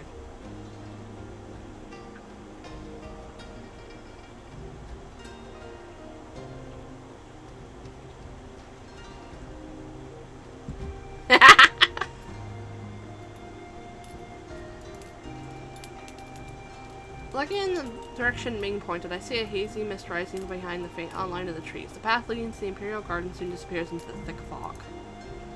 The Taya pool was once the Imperial hot spring, staying around 40 degrees year-round. Sheen, come back! And there she goes. However, Sheen Uri has dashed into the mist. Moments later, a sharp yelp rings out. Oh god.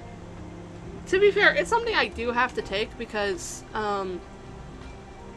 I know one other streamer who I'm friends with, Shoko.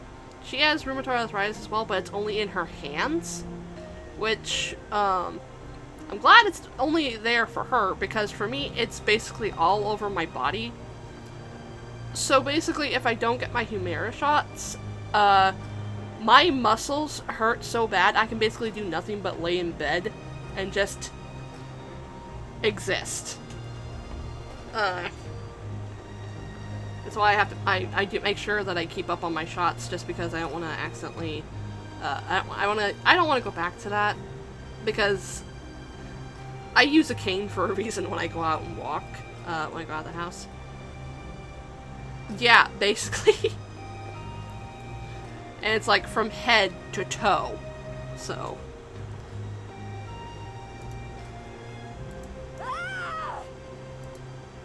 Sheen reappears, clutching her right hand, the skin flushed red. Pulling out to Azzy, she turns to Ming with a scowl. Ming Xiaoming, you liar! That's way hotter than 40 degrees! My skin is about to melt off! Has to tell you. Yeah, basically. Fuck, I'm gonna butcher this. Has the Taiyi pool always been this hot? It's not supposed to be so hot. Normally, the Taya pool's temperature stays stable. As he chimes in, she tends to Sheen's burn hand. Lately, increased geothermal activity from Mount Jiantue has caused the ground to crack in multiple places. As a result, the pool has been overheating, and hot steam is rising from various cracks. The water is averaging 73 degrees now, and it's still rising.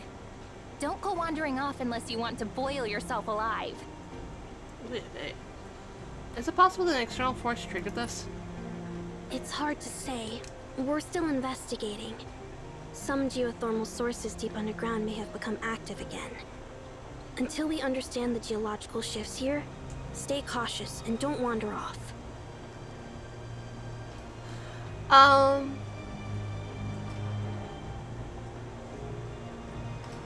Don't mind my brain going dead. Besides my Humira shot, not too much. I do know that cold tends to make it a bit harder for, tends to make my joints hurt a bit. But I generally have to keep my room pretty cold just because if it's too hot, my brain just turns to mush and I can't do anything. I just fucking sleep. I've not tried heating packs. I probably should, especially because I still get aches and pains at times, even with my Humira shots. It's one of those. Thankfully, it does so much work to where I can actually function, which is better than what I was on before I got Humira, because I initially took shut up phone. I initially took like, I don't remember what it was, but it was like a pill, and it basically made it slightly easier to function, but not. I didn't have the range of movement that I do now. Like when when my rheumatoid arthritis first showed up, it showed up in my left hand, specifically my left pinky. For months, I could not bend it. Like, I literally could not remotely bend my pinky for nothing. And it spread from there. It was really bad.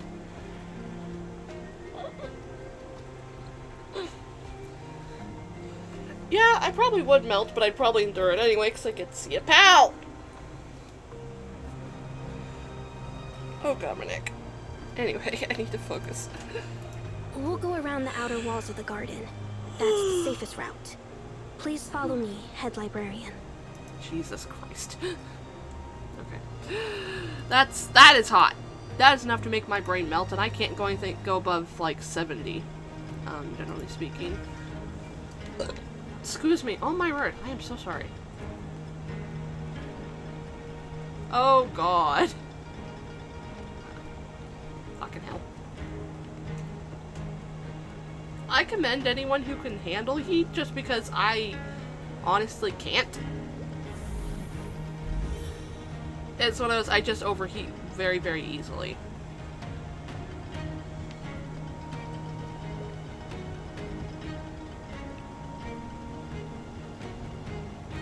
Just bake oven.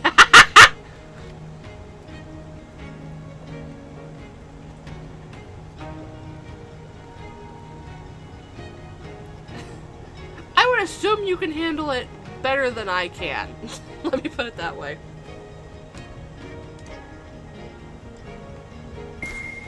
Ah, fucking hell. Okay.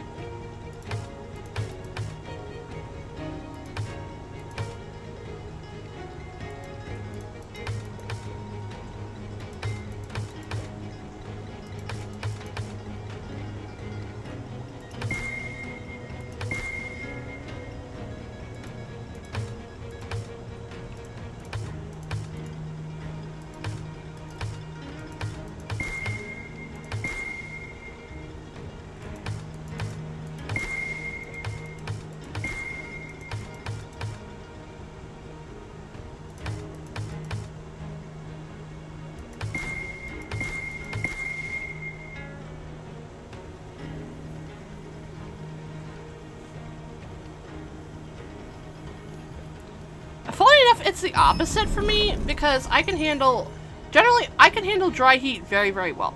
Like, dry heat does not bother me. It's when it's got humidity that's the issue. The humidity is what makes me die, to put it lightly. Because, generally speaking, I've gone out when it's been, like, really hot but dry, and it's been basically manageable as long as I'm not standing in the sun like a dumbass. But humid heat tends to just kill me.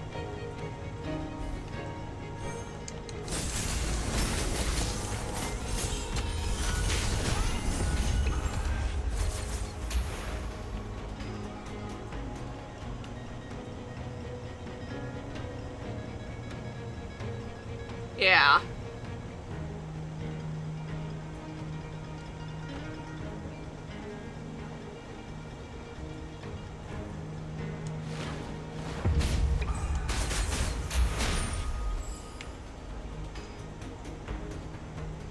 Yeah.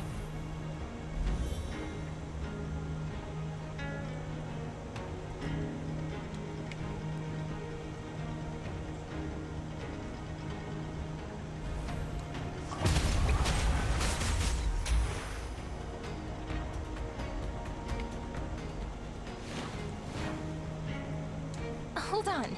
Did we miss? I want to go look for a chest. The Imperial walls of the Imperial Palace stand 10 meters tall and are wide enough for 2 horses to ride side by side. On one side of the city walls, thick fog envelops the area. Through the mist, faint outlines of the Imperial Gardens furnishings can be seen. We're standing atop the most fortified section of the ancient Imperial Palace. It's said that this wall has never been breached from the outside. It has only ever fallen due to betrayal from within, each time leading to a new dynasty.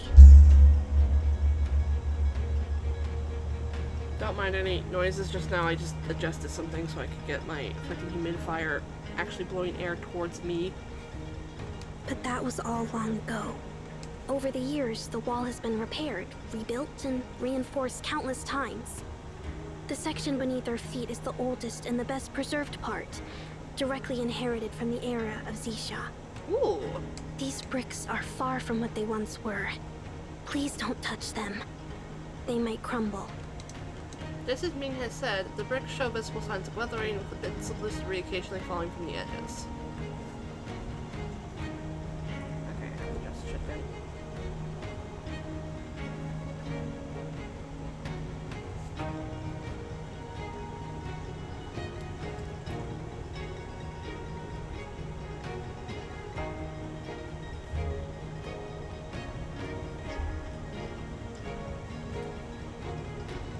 Tourists here really lack manners. The stone surface is covered in fine, intricate lines, but upon closer inspection, they appear to be naturally formed. So many have carved things like "I was here" into the bricks. Take a look. Almost every brick has one. Oh, you weren't paying any attention when Sing explained this in class, I guess? Huh? What? Why are you bringing that up all of a sudden? You're not wrong in your gut feeling. These are indeed carved words. But can you make out what they say? Frowning, she moves closer to get a better look. This is... Why are all the characters all wobbly, like tadpoles? This is so hard to read.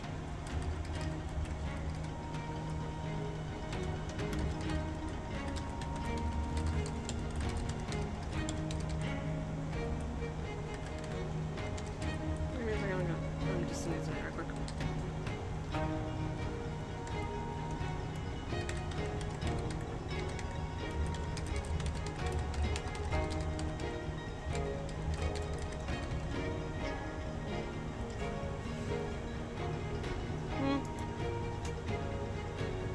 Oh! Oh!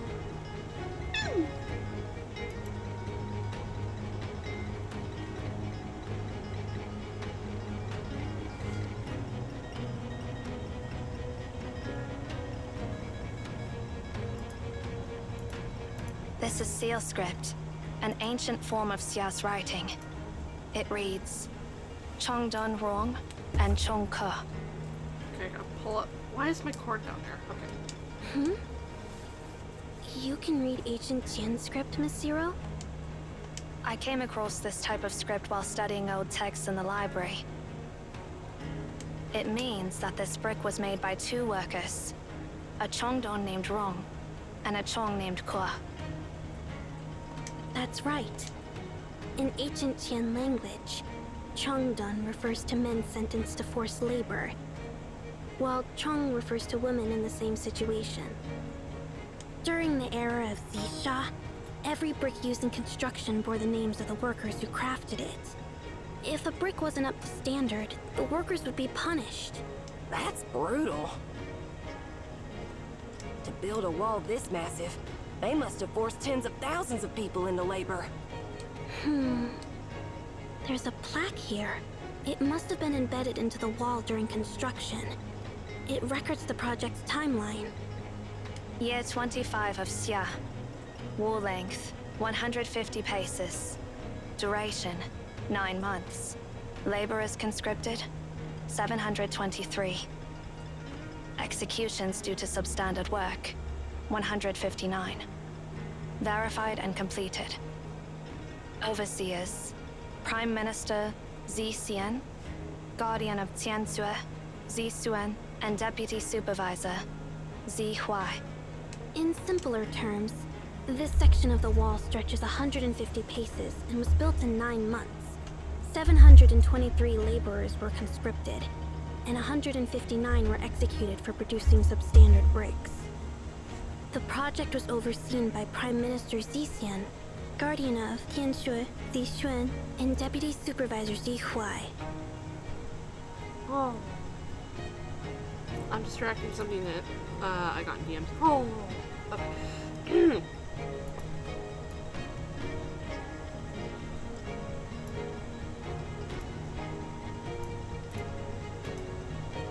All the overseers were from the G clan? Some of these names seem familiar. Back at Kongyang Pavilion, I remember seeing statues with these same names carved into their pedestals. Prime Minister, Guardian of Tiansue, and Deputy Supervisor. All those high-ranking officials have statues in Kongyang Pavilion. Let's keep going. I hear enemies. That just fucking died. Okay.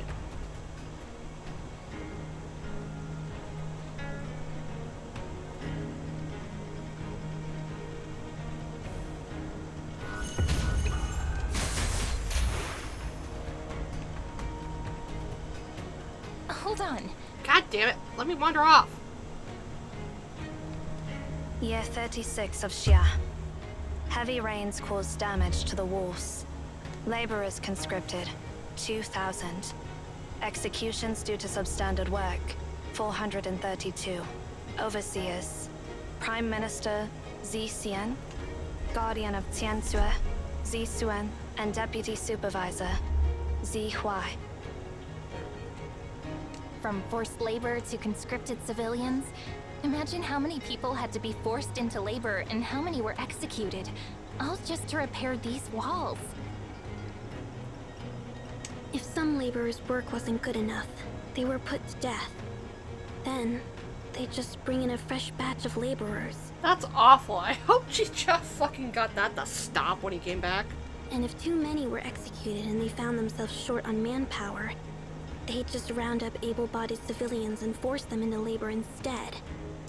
The construction had to continue, no matter the cost, until the royal family was satisfied. Just hearing this makes my blood boil. Where did that bastard run off to? Once we find him, I'll make him pay for every last crime of those brutes. Ma'am, chill.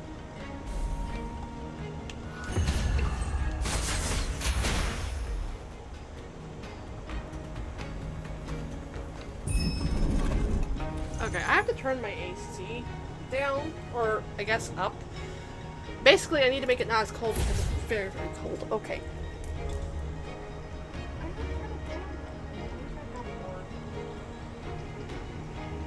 Guess that's not freezing in here.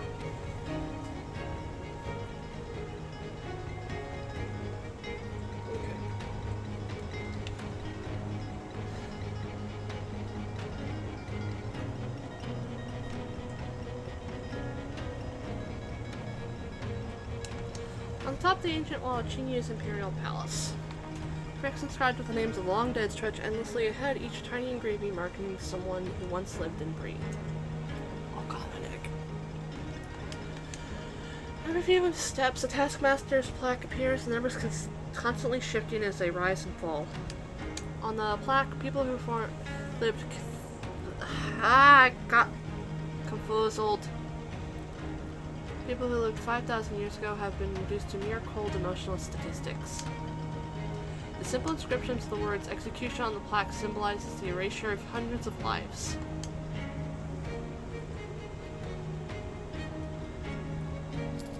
It's like walking on a path paved with bones. Willows cling to somber green, as autumn's chill whispers unseen.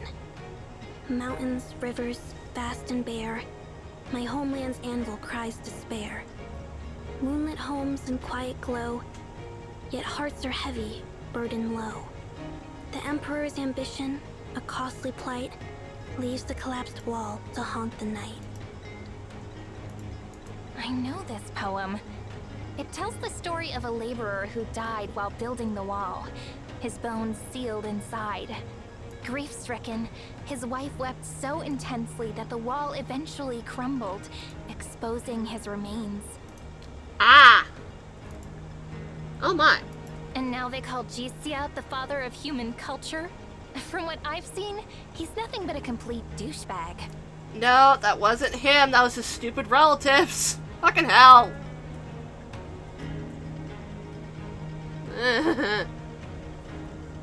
He treated human lives like they were worthless, so selfish and ruthless.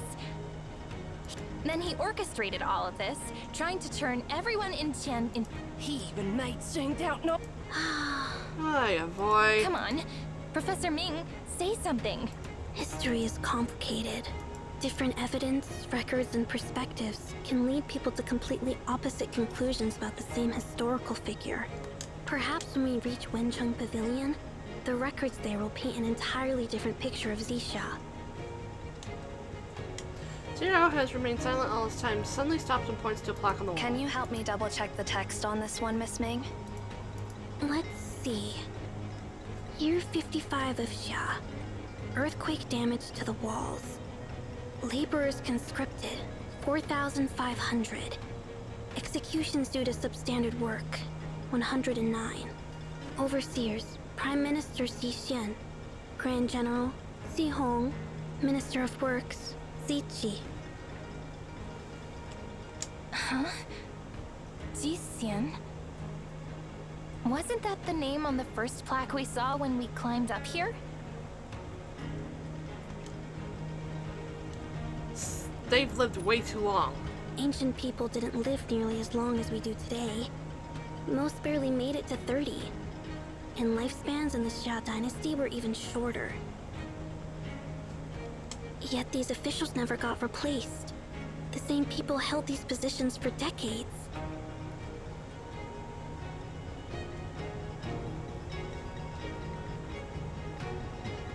I seriously doubt a bunch of decrepit old men could still be cracking whips and running labor camps. What if? Now I get it. The statues in the Kangjang Pavilion were never engraved with the Year of Death. It's not to symbolize eternal life or keep their names alive forever. Yeah, because they're all immortal like Ji-Cha. They're still around today, so naturally their death dates were not recorded. My words make everyone's faces drop. Mm-hmm.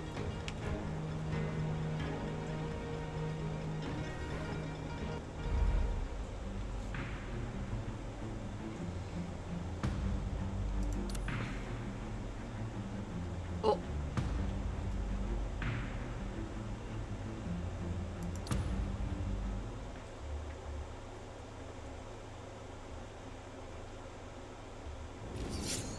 Within the walls. Thousands of years ago in Qingyu City. As the Grand Scribe Shanglo left, the years pass and the seasons change. The Imperial Palace atop Mount Tianchi grows more magnificent with each passing year as construction and renovations continue without end. Grand palaces soar into the sky, pavilions seem to drift among the clouds, and extravagant feasts stretch from day to night in endless celebration. Those who obtain immortality live in comfort, free from worldly worries. Meanwhile, below, the cries of the starving and freezing commoners are nothing more than a distant murmur, too faint and insignificant to ever breach the high walls of the palace. Your Majesty. The Prime Minister requests an audience. Oh, wait, no. It's this. He does not look happy. Show him in. Your Majesty. Ah ha ha! So that's what happens if you drink the Kool-Aid too long. Okay. Wait, I've never swapped my... Okay, hang on. I forgot to swap my model position to... for Black Beacon. Hang on.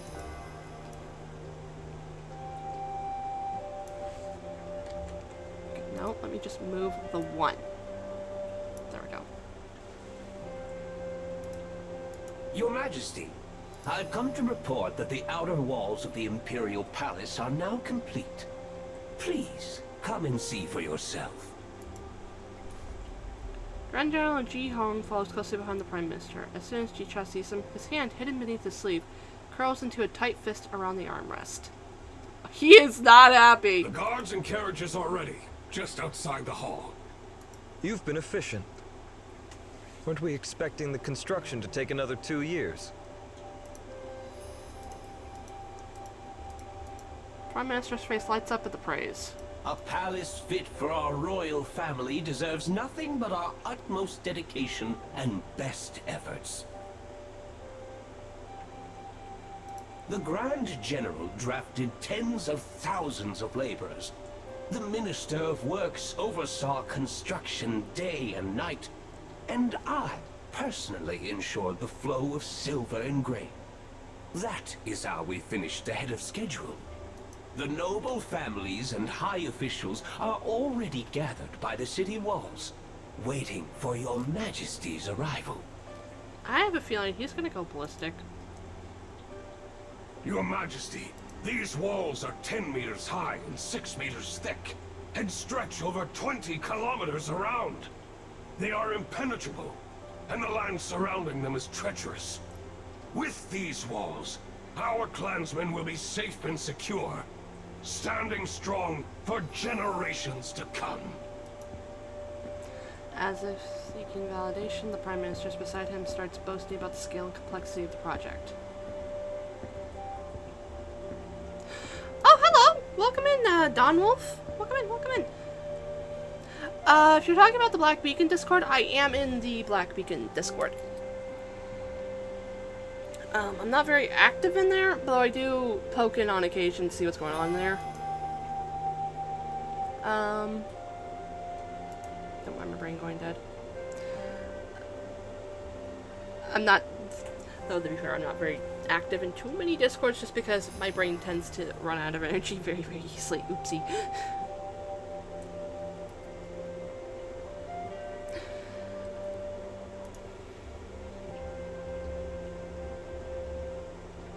The silver and grain spent on these walls exceed the entire Empire's annual revenue many times over. Okay, where's my bonking stick? I want to bonk this fucker. Oh my god. To cover the costs, oh god! I've already ordered taxes to be raised for the next 5 years. If the autumn harvest doesn't meet the target, we'll take their winter stores. If that's still not enough, we'll take the seeds set aside for spring planting. And if the seeds aren't enough either, we'll send the common folk into the mountains to gather wild fruits and vegetables. Yeah, I might have seen some of that. It's been a while since I poked my head in. I mainly pay attention to the announcements, though I should probably, I realize, actually take a look at the guides and such for characters, because outside of, like, Googling, like, a video for, like, building Ji-Cha, I haven't actually looked at builds for my characters. I probably should do that eventually. I keep forgetting. Also, I want to bash this fucker's head in. Oh my god. For those who can't pay their full tax in silver, we'll take their jewelry. Yee! If that still doesn't meet the quota, we'll seize their farming tools. If that isn't enough either, we'll take their cooking pots, utensils, livestock, and whatever else they have left in their homes. Yeah, I'm gonna fucking rip this guy's face off. Yeah, I am very excited for her. Actually, I don't know if I'm going to get her just because, my luck does not seem to be very, very good. Because in order to get my copy of Ji-Cha, yeah, Ji-Qian, this fucker's a dick, yeah. But in order to get my copy of, Ji-Cha, I ended up having to go to Hard Pity twice. Once to get Pity Broken, second to get, his first copy, I believe? Wait, no, I think I got early Pity Broken, and then I had to go to Hard Pity to get my first copy. Then after that, I went to Hard Pity to get, Pity Broken, and I managed to scrounge up enough to get his P1? E1? C1? I don't know.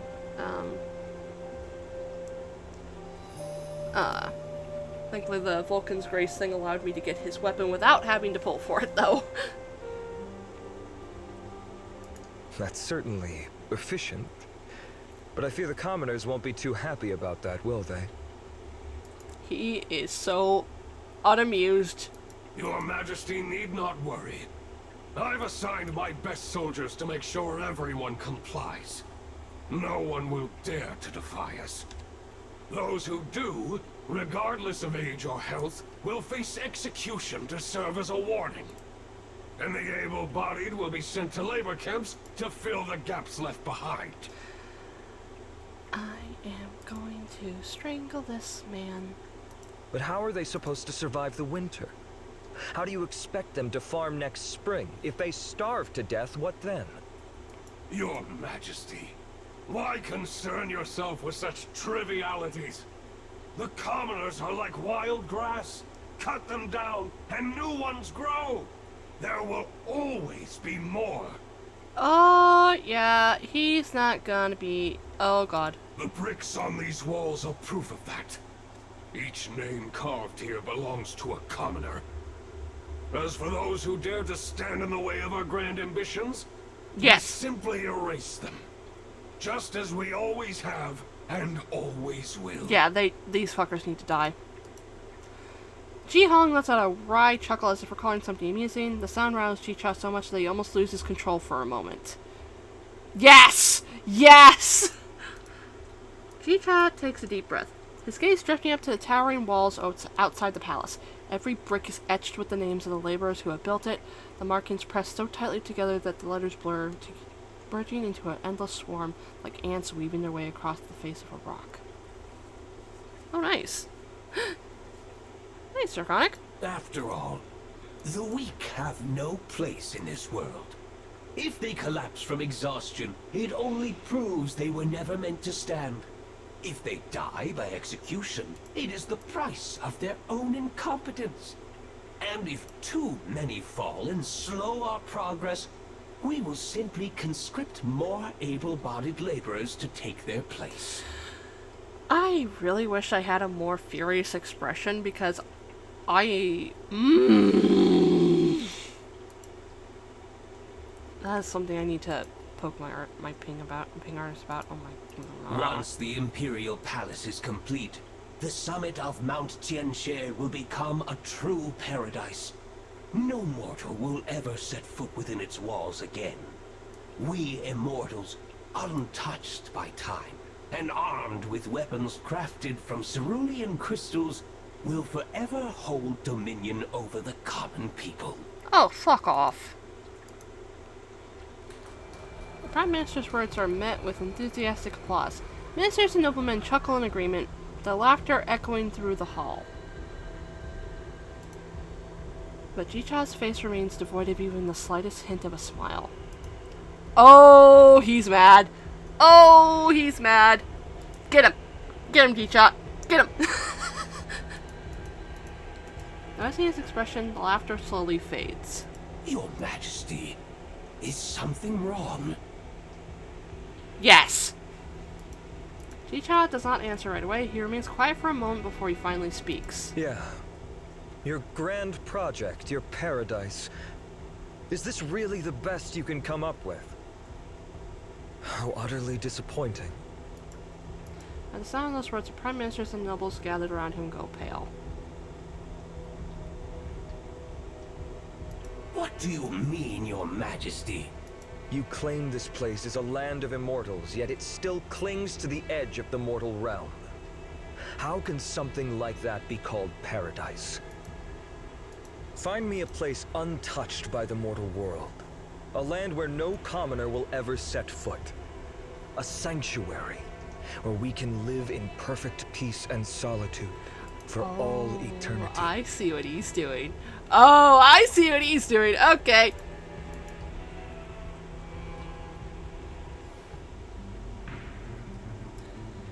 Yeah.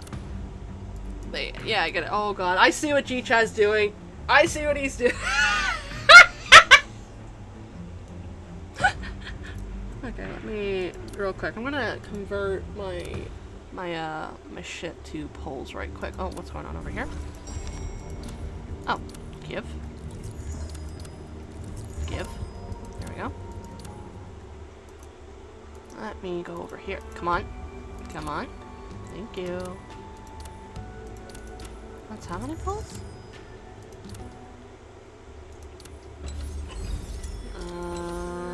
Oh, close to 80. Nice. Nice, nice.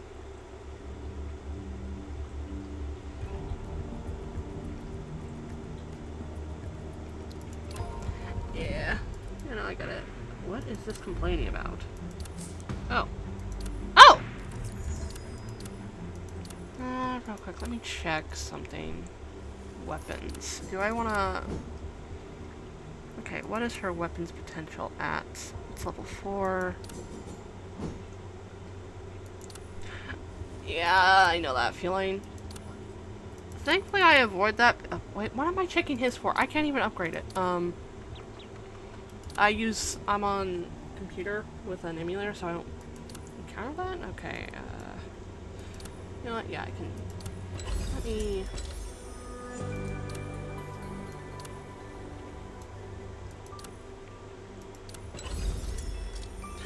Funnily enough, no! I actually don't. She's actually the only 5-star I've repeatedly gotten pity broken by in a row. Because what happened was, I initially picked her from my first character thing here, okay? And then the immediate pull after I did that, she came home. Okay? Oh, but it gets better. For her fucking weapon, I've gotten it way too many times that it was just like, okay, you know what, fine, I'll just use her, okay? And then when I got pity broken the second time on CH7 banner when I was going for his P1, it was Arishan. This girl likes me, even though in story she hates my fucking guts. So it's like, I guess I'll work with this. Let me check. Oh, neat. Let me see. I'm pretty sure I do. Yeah, I have her, but I don't have her leveled. Let me see what her potential's at. Oh yeah, I think she was on right up with G-Chest, so she's maxed out. Oops. I've not really worked on anyone besides, these 3. Because these 3 were my initial 2 units I was mainly using. And then I managed to grab G-Cha. I actually probably need to work on a better support for G-Cha, because I know Zero works fine, but I haven't really been swapping to Arishan that much when I've been playing. So there's that. Okay, she's at P2. You know, her weapons that much. Gotcha. I'll definitely keep that in mind, because at the moment I'm saving resources for the most part for, yes! That's what I was thinking. It's like, she looks familiar, I don't know why. But you mentioning Chiron makes me remember that. Remember her, and it's like, oh right! My brain is slightly stupid. Okay, let's see how... Huh? Why is my brother stomping around? Clear in story 17. Okay. I don't think I'm gonna get through all the chapters tonight just because there's a lot of reading, but I will try and do that next time I stream. But let's see how far I get. Give me a second.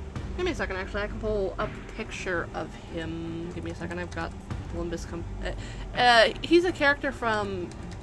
Oh, thank you for the follow. Thank you for the follow. Is Dream Label's not updating? Oh, there we go. Yep, thank you for the follow, Don Wolf. Give me just a second. I can pull up his art right quick. Save image. Ping. Oh, wrong thing. That was from earlier. I was showing off something. This, if I can get the... Is the image too tall? Okay. this is Virgilus. I think I said that name correctly. He's from Limbus Company. He's an NPC. Currently. That's what he looks like. I don't know if I can find Chiron that easily. But she does look a bit like Ninsar. Give me a second. No.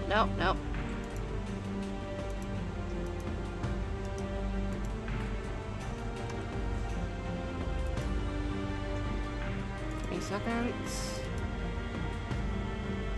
Yeah, like super protective. Like you touch a hair on her head, and you will not exist in the next 5 seconds, from my understanding. But this is Chiron. I gotta actually make her a bit bigger so you can actually see her a bit better. She does remind me of Ninsar quite a bit, now that I think on it.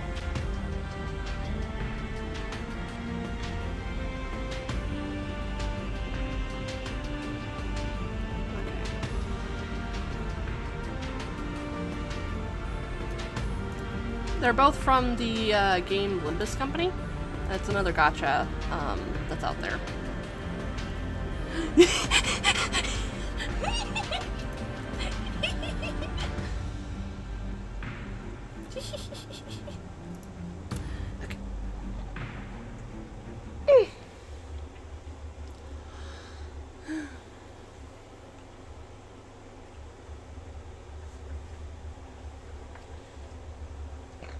Excuse me, oh my word.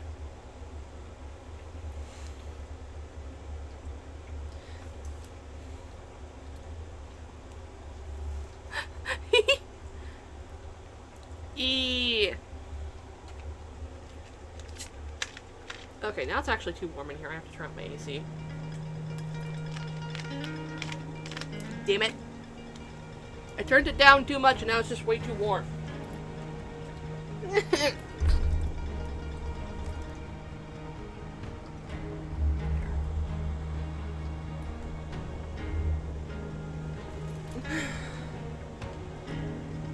Okay. I'm gonna put a book here so it's not blocking the airflow of my AC too much.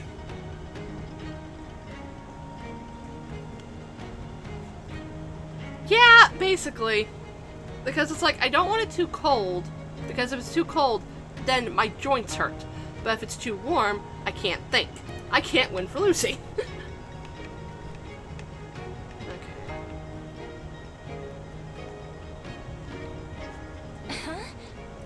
Locked. Oh, wait, Sin, put that spear down. Professor Ming, do something. I've never come across anything like this before. Let me see.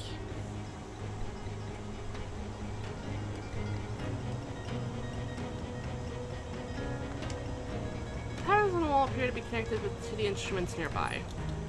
Aren't instruments meant to be played? What if we try playing the ones that match the patterns on the wall? I've got a hunch this might just work.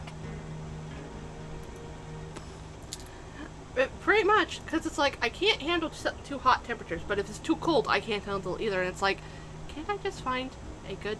Oh, now it's too cold! Fuck!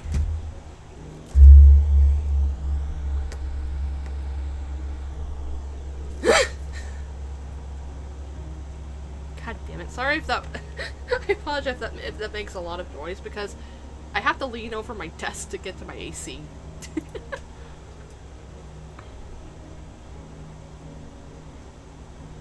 Trapped, follow the pattern from right to left. Strike the corresponding instrument to open the door. Oh god, this is gonna be interesting. Yeah, okay.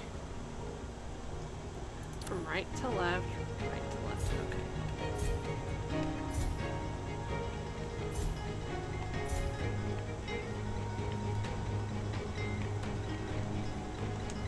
See? Told you. Just follow the wall patterns and play the matching instruments. Easy.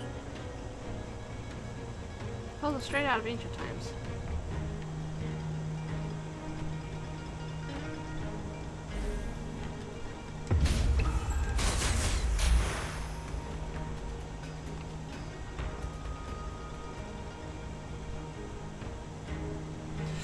Door stays firmly shut. There's no way through. Again? Alright. So how do we play these instruments this time? Okay, yeah. Put my fucking book back here because... Okay, it's right to left.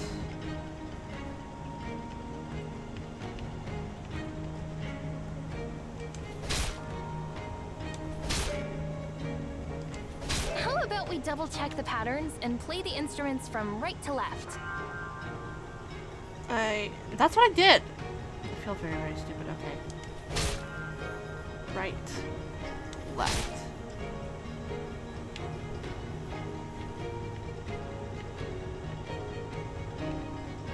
Do I have to hit the ones out here? I feel so stupid.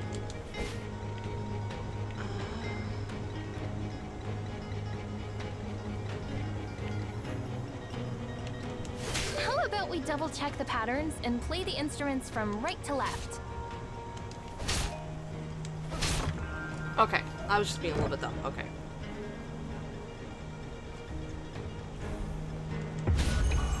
Drifting stones capsizing the boat.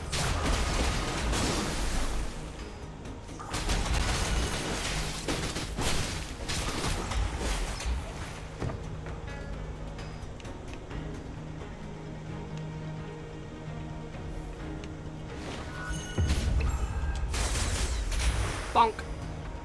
Okay.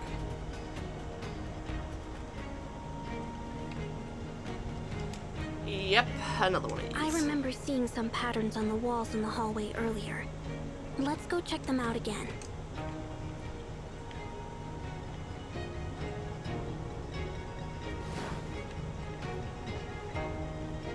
Oh, yeah, there are patterns. If we follow the path we came from and play the instruments from right to left, it might work. Okay, okay. Box, arch, box, arch, box. Okay.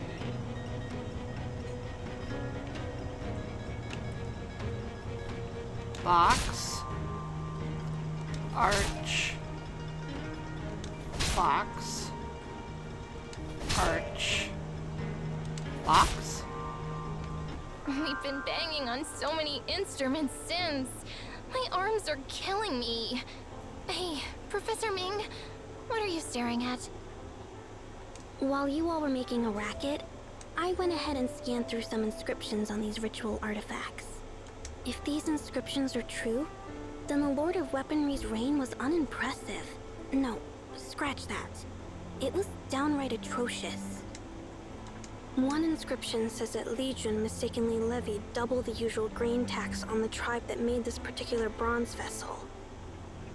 When their leader protested, Legion admitted he had miscalculated but didn't seem to care.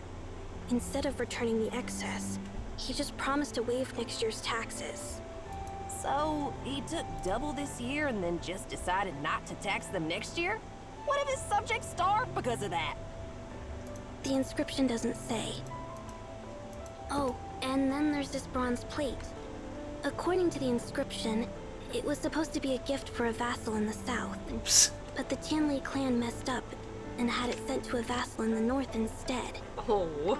To make it worse, that northern vassal was in the middle of hosting his son's wedding. And according to their customs, large bronze plates like this were used to offer sacrifices to the dead.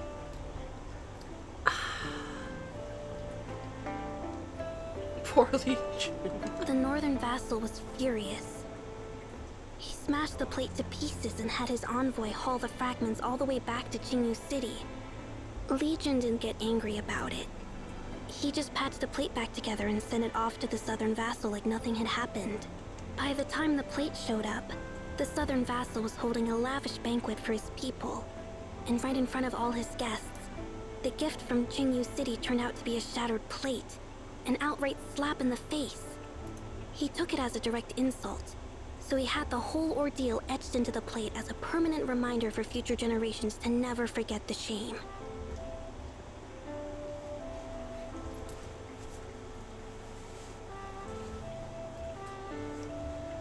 Okay. Oh. Hell えっとも、welcome in, 出番 welcome だ in. ね。 Thank you 任 for せ the て任 follow. せて。I'm dead. I am doing chapter 7, though I may take a break from it to do more Tome of Fate to take advantage of the event going on. Long story For short, stuff. maybe Legion was quite adept at ruling the Tianli clan, but when it came to governing the new world unified by Zisha, he was totally out of his depth. What happened after that? Actually, the ritual vessels we passed by earlier might not have all been crafted in the same era. Depending on the era and the ruler, the inscriptions might reveal different takes on the same event. But despite the differences in the accounts, the story remains essentially the same. Once Legion seized absolute power, criticism of his rule grew louder, and eventually, he was overthrown by the court officials and the royal family. When Zisha, who had been wandering for years, finally returned, he was forced to clean up the mess Legion had left behind. Oh god. Yeah, I've heard good things about it. I've done my best to avoid spoilers though I've seen some CGs that have me slightly concerned for G-Chak, because he's my favorite. But I've not seen anything else. By then, Legion had stirred up so much public resentment that if Zisha hadn't stepped in just in time to restore order, the Empire might have fallen apart. According to the records, as soon as he returned, he wasted no time purging the Tianli clan from the court, and the people cheered when it happened. God. And what happened to Li Jun? One account says that after being ousted, Li Jun refused to accept his fate. He tried to take up arms against Zisha, but Zihong, Zisha's general at the time, struck him down. That doesn't sound right. Oh, and by the way, most of these chime bells were made after Zisha returned. Their inscriptions all revolve around one theme, the Eternal Palace. The Eternal Palace? The name says it all. It was meant to be a sacred place where Zisha and his clansmen would live in peace and prosperity forever. Ah. Historians have always been captivated by it. According to the scattered records left behind, the palace is said to be a place of unparalleled grandeur, overflowing with treasures. Ancient legends paint a vivid picture of it. They say the palace has rivers made of liquid mercury, a starry sky paved with luminous pearls, and eternal lanterns burning with oil extracted from mermaids. That's a bit horrific. What the fuck? There's always been speculation that the Eternal Palace is just a deferential euphemism for the Imperial tomb where Zisha lies in eternal rest. Of course, we now know that Zisha is still alive. But what's strange is that despite all these detailed descriptions passed down through the ages, there's no trace of the palace anywhere in or around Qingmu City.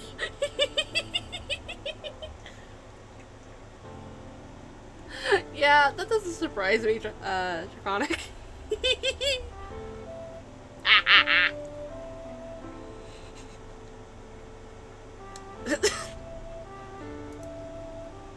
Sheen suddenly perks up. A hidden treasure! Now this is way more interesting than a history lesson. Has anyone ever found it? Nope. People have searched for generations, but no one's ever uncovered anything. Well, except for one possible lead. The Tianli clan. Huh. Also, I'm gonna DM you something right quick.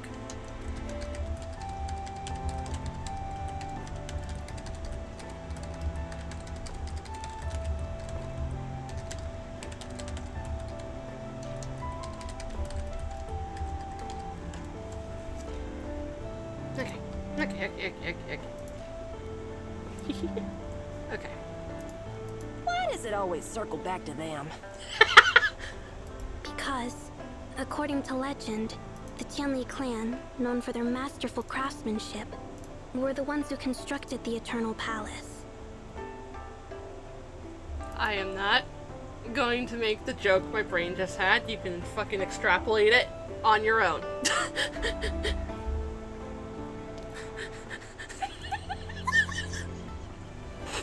Because of the political corruption during the Tianli Regency period, the entire clan was branded as sinners and forced to build the palace as a form of penance for their crimes.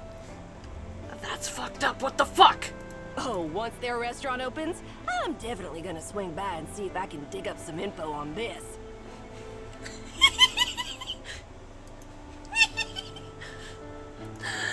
I can't breathe. Holy shit. That was thousands of years ago. Miss May. Oops. That was thousands of years ago. Now, they're just regular people, living their lives like anyone else. Just like how we can't separate the fact from fiction in Zisha's story. They probably have no clue what their ancestor did all those years ago either. Huh? Are these records really true? That's a pretty broad question, Miss Zero. History is the sum of all human experiences, and it can be just as complicated as the nature of humans. Every artifact around us, and every inscription etched into them, holds someone's version of the truth. However, if we shift the perspective, or the storyteller, those very records could quickly turn into nothing but a tangled web of lies. Yeah, that makes sense.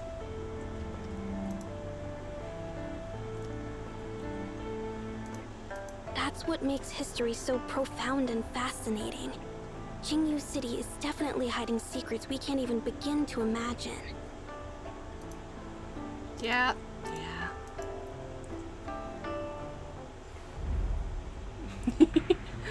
Yeah, that sounds about right. Give me a second.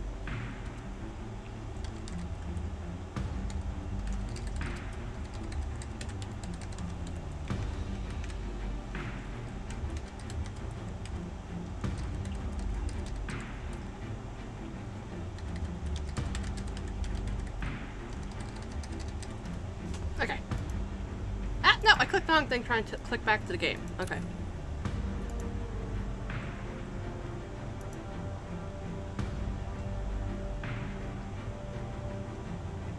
Ah, I see. Oh boy. Oh boy. Chi-Cha is probably going to fucking... Okay.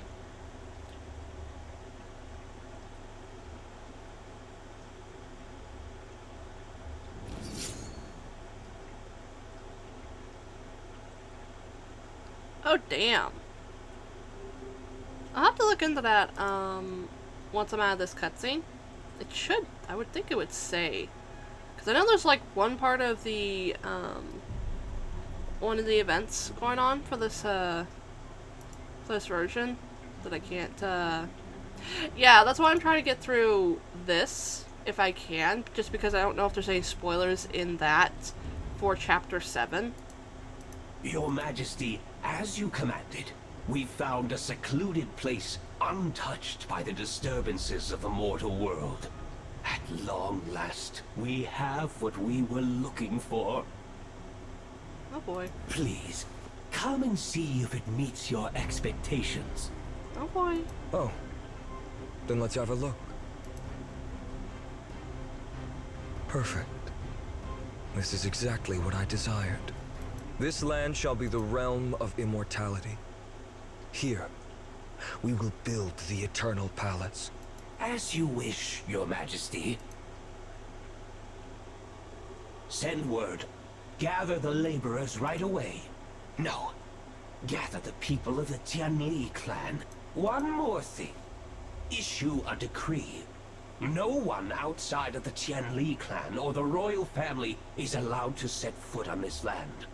Anyone else who dares trespass will be executed on sight. Why take such measures, Prime Minister? The realm of the immortals is a sacred sanctuary, meant only for us. We cannot allow mortal hands to defile it, which is why I forbid ordinary laborers from entering. The Tianli clan may be guilty, but their craftsmanship is unmatched. They are the perfect hands to build a palace worthy of immortals. Besides, only two groups know the secret to immortality. The royal family and the Tianli clan. After all, that traitor Li Juin, who once stood by your side at Jianxi Lake, was their leader. My plan is simple. Once the realm of the immortals is complete, the entire Tianli clan will be wiped out. That way, the secret of immortality will belong to us alone. Forever. You son of a bitch!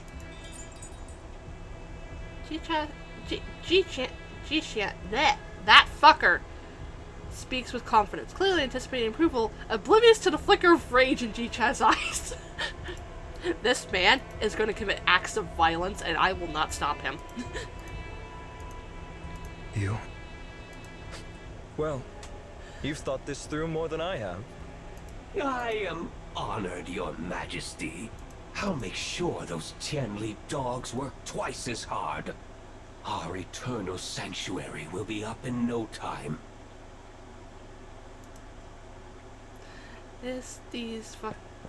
Yeah! Sometime later in the Emperor's private chamber. Prime Minister, His Majesty is resting. If you have something urgent, please. Move! You're just a mere guard. Who do you think you are, blocking my way? Or I'll have you join those common wretches in hard labor. I wouldn't dare. Please, go right ahead, sir. Sir, you're interrupting him sleeping, you fucking asshole. Let the man sleep. Ji-Yen, I can't pronounce the name, scurries into the Emperor's chambers. As he does, Ji-Cha lazily opens his eyes from the imperial couch where he has been resting. Quite the commotion. What's going on? My deepest apologies, Your Majesty. I lost my composure. It's just that things took an unexpected turn. There's been an incident in the realm of the immortals. Oh, a problem even you can't handle. Ji-Cha's words carry a hint of sarcasm, but Ji-Yen takes it as a sign of trust. His tone immediately grows confident. If Your Majesty wishes, I can take care of it right away, but this situation is quite unusual. Those Tianli sinners have actually unearthed the dragon vein. Oh dear. That is... I don't know if that's concerning. This is no trivial matter. I didn't dare make a decision on my own without your decree. The dragon vein. At first, I couldn't believe it either. But after seeing it with my own eyes, there's no doubt about it. It's unmistakable. I thought the dragon vein was just a myth. But now, Your Majesty, you have to see it for yourself. Deep within Mount Tianxia, at the site the royal family chose for the realm of the immortals. What lies before them defies all logic. Every royal official and Tianli craftsman present is struck silent, afraid to even breathe too loudly for fear of disturbing the dragon vein. Your Majesty, should we relocate the construction site? Ji-Cha suddenly claps his hands and bursts into laughter. Absolutely not. This is an auspicious sign. A divine gift from the heavens. Why should we go elsewhere? Issue a decree to continue the construction right here. Not a single inch should be moved.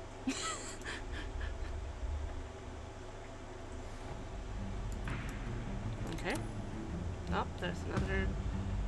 How much of this do I have? Not quite enough for another bowl. Okay. Okay. Wencheng Pavilion. I can't pronounce that for shit. Head librarian. This is Wencheng Pavilion. Calling this magnificent structure a mere pavilion almost seems like an insult. The moment I step through the door, I feel as if I have caught a glimpse of the Library of Babel. Rows upon rows of towering bookshelves stretch endlessly in both directions, packed with countless scrolls and books, so numerous that it feels as if one could drown in them. Standing there feels like being a single insignificant word in a massive dictionary, surrounded by an infinite sea of recorded wisdom and memory. The vastness, depth, and weight of Qian's history are all on full display here. Whoa. I've heard about this place before, but seeing it in person, it's on a whole other level. Alright, if we're looking for records on Zisha, this is the most complete archive there is. If it's not here, it probably doesn't exist anywhere. But this is way too much! And this is just what's left after centuries of war, pillaging, and fires. Oh, damn. Oh, I need to reset my expression. Oops. If every record had made it through, Wencheng Pavilion would be way bigger than it is now. Oh. We can skip over the records of Zisha's early years and focus on what happened before and after his return. What about me? What am I supposed to do? Right, you can't read. You? You're doing all the heavy lifting. Here, take these. And these. Oh, and these. And these. Whoa, whoa, slow down! I'm gonna lose my balance! Quit whining and put those overactive muscles of yours to good use. As we move through the long corridors, I feel like ants are crawling across bamboo scrolls filled with history. That. Yeah. I feel like ants crawling across bamboo scrolls filled with history. Okay. I read that correctly, I just wasn't sure because the grammar caught me off guard. The ancient texts of Qian are infamous for being obscure and cryptic, but Zero doesn't seem to be bothered at all. Oops. She skims through the archives at an unbelievable speed, flipping through some books in mere seconds. Some she returns after a quick glance at the table of contents, while others she flips through a little more carefully. But even then, she never spends more than 3 minutes on a single book. Speed read. Right now and then, she hands me a book or bamboo scroll, and I just take them and hold them close to my chest, waiting quietly while she keeps moving down the shelves. Before I know it, the pile on my arms is nearly as high as my head. You read crazy fast! I just realized I've read some of these before, back in the library. Just never connected the dots until now. Ooh. I'm piecing it all together in my head. Reading something is one thing, but actually understanding it is another. She takes a portion of the books from my hands. I think I've read enough. Okay. What'd you figure out? After what feels like forever, we finally reach the end of the endless rows of bookshelves. In front of us is an open space, and in the dim light, a massive black pillar rises high into the rafters of Wencheng Pavilion. Oh, looks like we've reached the center of Wencheng Pavilion. Let's take a break and go over what we found. I came across some records about the Eternal Palace earlier. Oh, what do they say? Does it mention any treasure? Anything about luminous pearls? Or mermaid lanterns? She. No. Ugh, boring.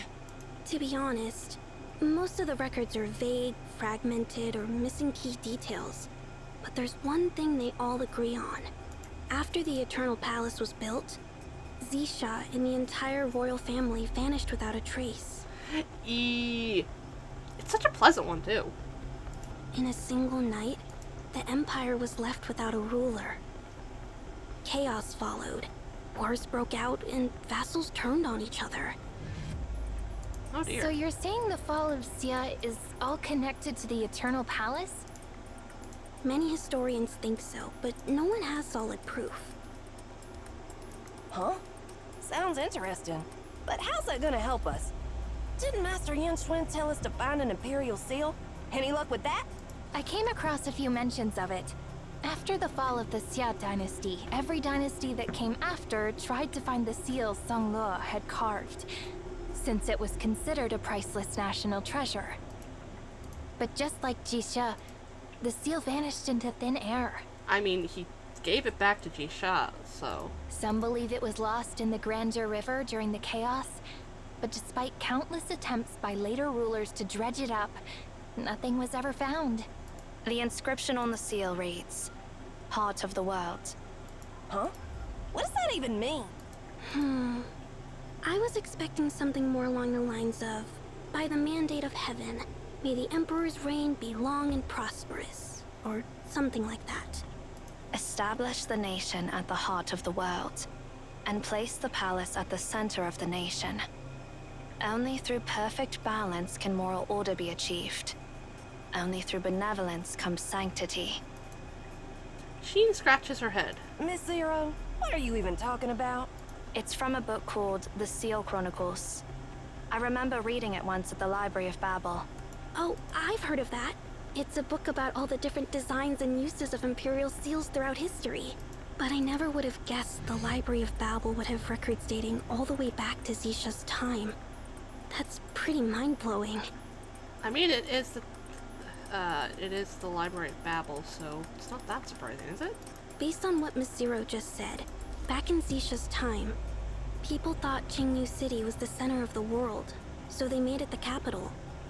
Right in the middle of the capital was Tianxi Lake. And that's where they built the Imperial Palace. Naturally, whoever ruled from the heart of the world was seen as the most sacred emperor under heaven. Ah. So it makes sense that the Emperor's seal would be inscribed with the heart of the world. Hey! You guys have been talking about this forever, but I'm the one lugging around this giant pile of books.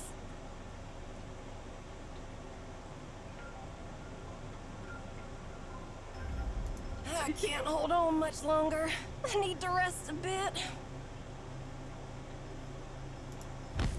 With every thud, Sheen drops a stack of books on the floor and plops down. As if reacting to the noise, the nearby sensor lights flick on, illuminating the massive black pillar standing at the center of the Grand Archive. Why does that thing look kind of familiar?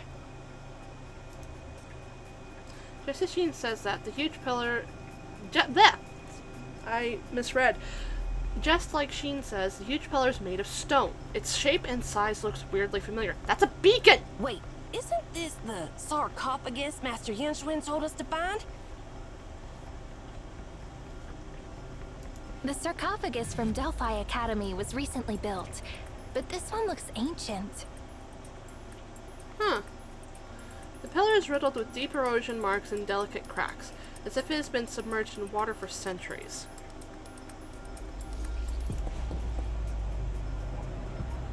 Sheen steps up and knocks on the pillar. A clear, ringing sound echoes back. It's empty inside. Professor Ming, any idea what this thing is?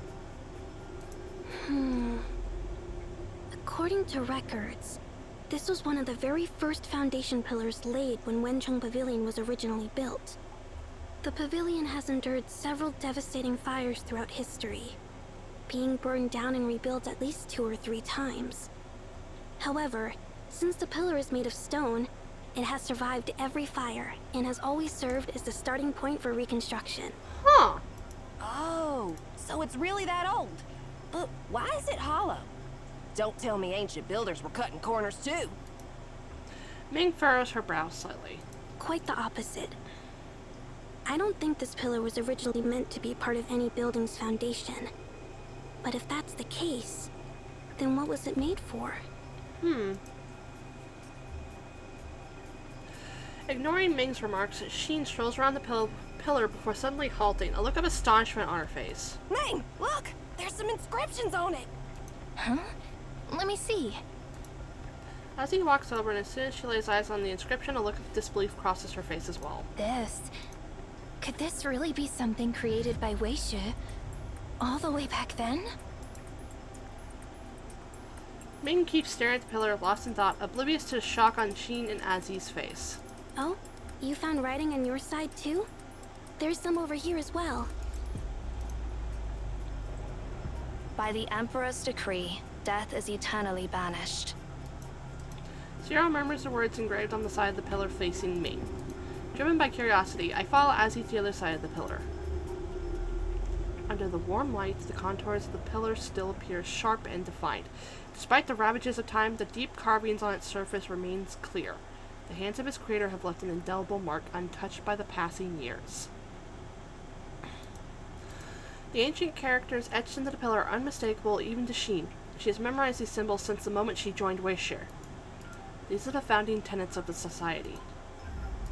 Attend to the living before obsessing over the divine.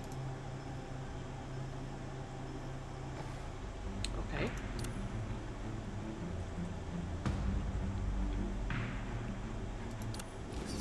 The Grand Scribe. Qingyu City stretches in layered grace. Gates unlock in turn, crowning the mountain's face. The newly appointed scribes follows the Imperial Guard down the long, heavily guarded corridors of the palace, making their way towards the Emperor's bedchambers by Tianqi Lake. The Grand Palace towers soar like rolling waves, rising towards the peak of Mount Tianxia and encircling the tranquil waters of Tianqi Lake at its heart. The Imperial Guard moves at a slow, deliberate pace, each step echoing with a heavy clang as metal grinds against metal. From behind, the scribe catches sight of the guard's hands gripping the spear, his skin carrying a greenish tint, faintly shimmering with a metallic sheen. As they reach Tianqi Lake, the view stretches out before them, and the guard stops at the entrance to the bedchamber. Go in. The voice of the Imperial Guard sounds odd, like iron shavings scraping together. As the setting sun bathes the scene, the scribe finally gets a clear look at the guard's face. It's unnaturally stiff, almost like a mask, as if the muscles and skin have hardened into plates. His pupils bulge, and both the whites of his eyes and his irises have taken on a sickly cerulean tint. What are you waiting for? You dare make the Emperor wait? When the guard speaks to the Emperor, his voice is filled with reverence, but as he looks down at the frail scribe, his rigid expression reveals nothing but disdain and irritation. No, thank you. Not daring to look at the strange Imperial Guard any longer, the scribe hurries into the chamber. Hearing footsteps, Jicha, who is standing by a bookshelf, turns around. You look kind of familiar. Oh, you were Song Luo's assistant, right? Yes. Song Luo was my mentor. He has now entrusted his duties to me. So you're the one who's taking over as the Grand Scribe. Why didn't you come to the palace earlier? I'm sorry, Your Majesty. My mentor passed away not long ago. I had to take care of his funeral before I could come to the capital. Oh. When Jicha hears about Song Luo's death, a quick flash of sorrow crosses his face, but is gone in an instant, replaced by his usual composure. Oh. I see.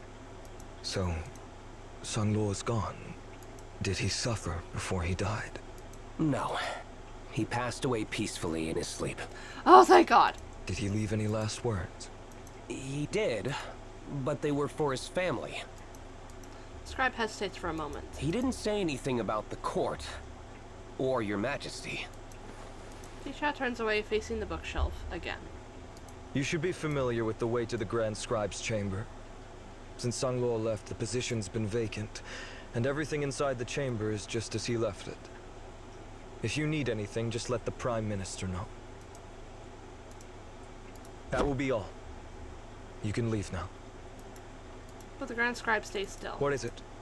Is there anything else? Your Majesty, there is one more matter I must bring to your attention.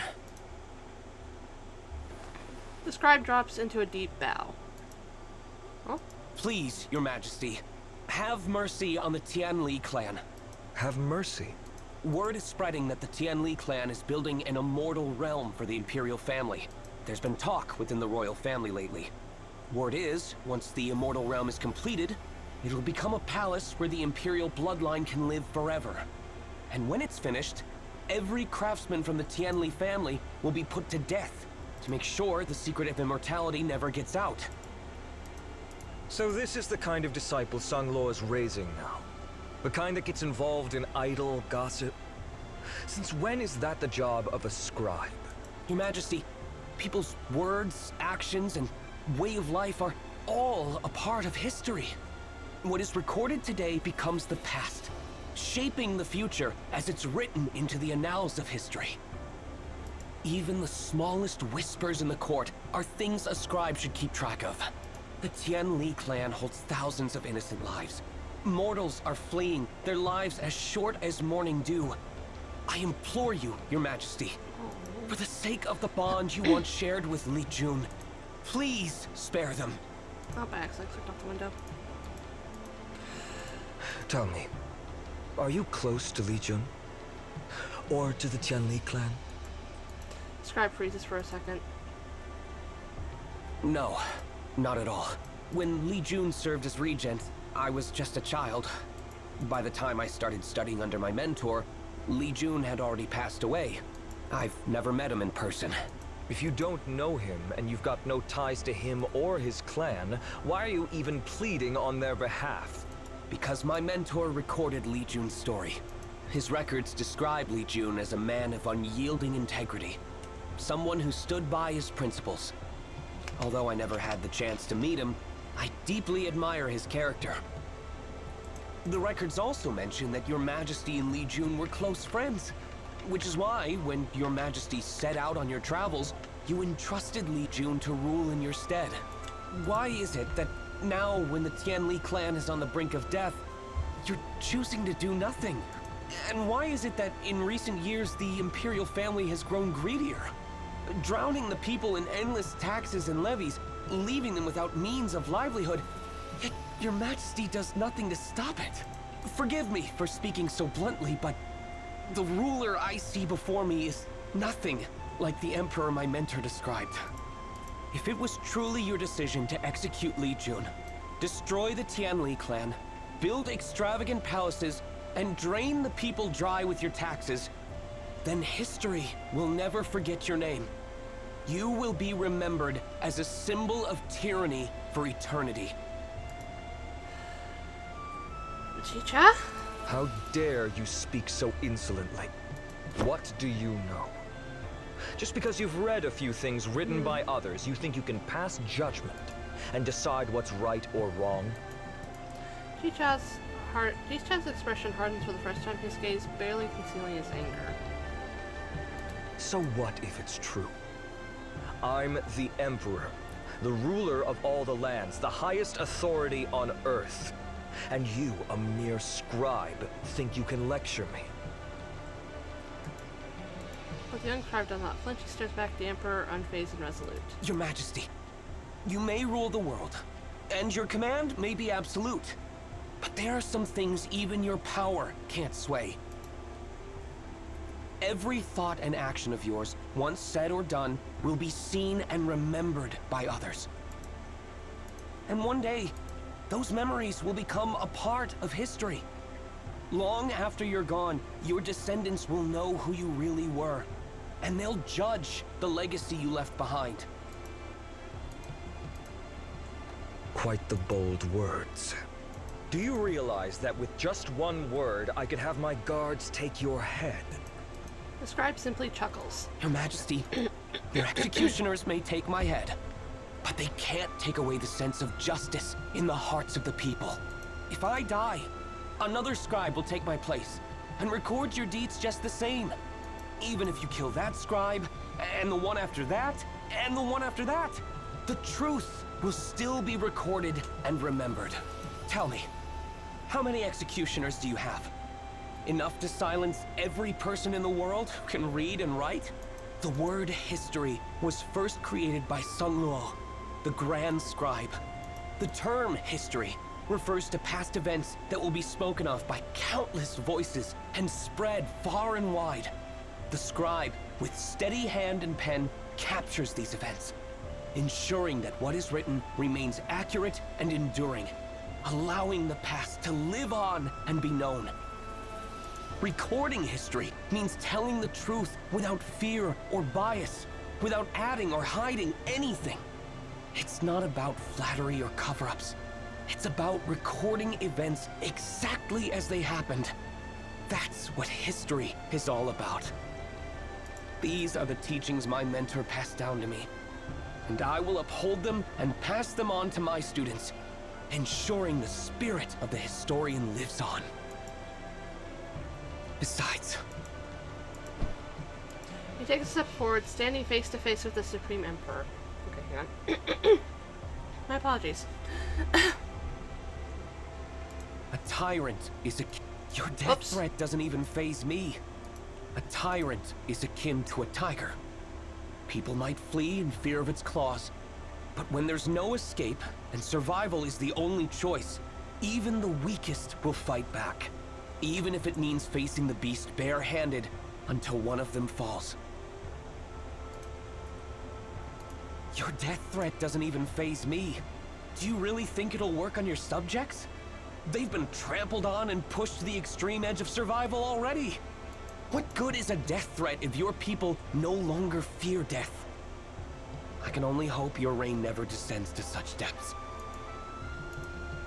How dare you? Despite the Emperor's outburst, the scribe stands his ground. Your Majesty, you and your kin may have gained immortality, but in the grand scheme of time, you're no different from the rest of us. You're just a mortal who happens to live longer, and nothing more. The legacy of history doesn't bend to the rise and fall of fleeting power. For a long moment, the two lock eyes. The scribe stands silent, waiting for the Emperor's wrath to come crashing down, but it never does. The anger in Jicha's eyes slowly fade, like mist disappearing in the morning sun. Then, without a word, he turns towards the bookshelf. Do you know what I was reading before you arrived? No, I don't. These records. They were all gathered and compiled by Song Luo while he was here. I spent 10 years away from Qingyu City, traveling the world. So much has changed in that time. Even now, I'm still studying those changes and trying to understand them. Do you really believe that just because the Emperor never leaves the palace, he's unaware of the world outside? The scribe looks puzzled. What do you mean? From now on, do not bring this matter up again, and definitely not to the rest of the royal family. I'd rather not have to go through the trouble of finding a new Grand Scribe right after appointing you. For now, all you need to know is that I have my own agenda. Yes! I knew it! I knew it! Yes! Although, I must say, I'm a bit surprised. Please forgive my insolence, Your Majesty. No, it's not your defiance that surprises me. Jicha's gaze shifts to the top shelf where an open box sits. Inside is a jade seal. Do you see that? Your mentor carved that seal for me with his own hands. Any decree sealed with it holds the full authority of the Emperor's will. No one would dare defy it. And yet, your mentor created something far more powerful than this seal. Something even an emperor must fear. The words you scribes record. Do your job well. Don't let him down.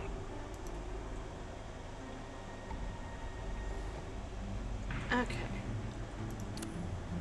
Okay, let me check the time right quick before I do any more. Okay. I'll be able to go for at least one more hour. After that, I will tap out just because I streamed for about almost 6 hours yesterday. And I don't necessarily want to stream until almost 1 o'clock my time again. But, I actually do need to go use the restroom, so I will be right back.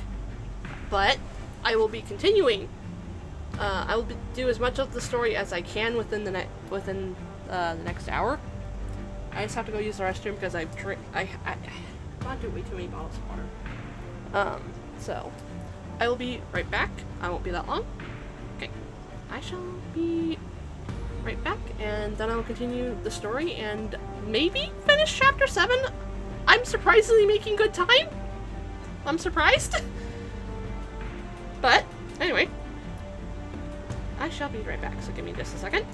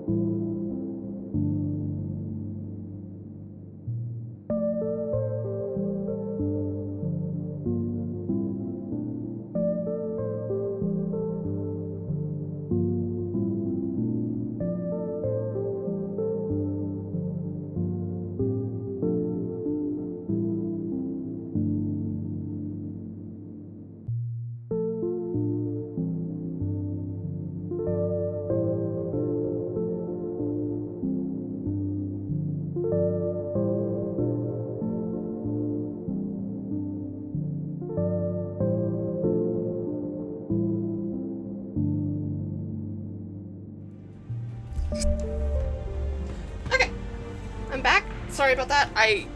Yeah, did not have a choice. My body did not give me any sort of choice. Okay, just a second. Okay.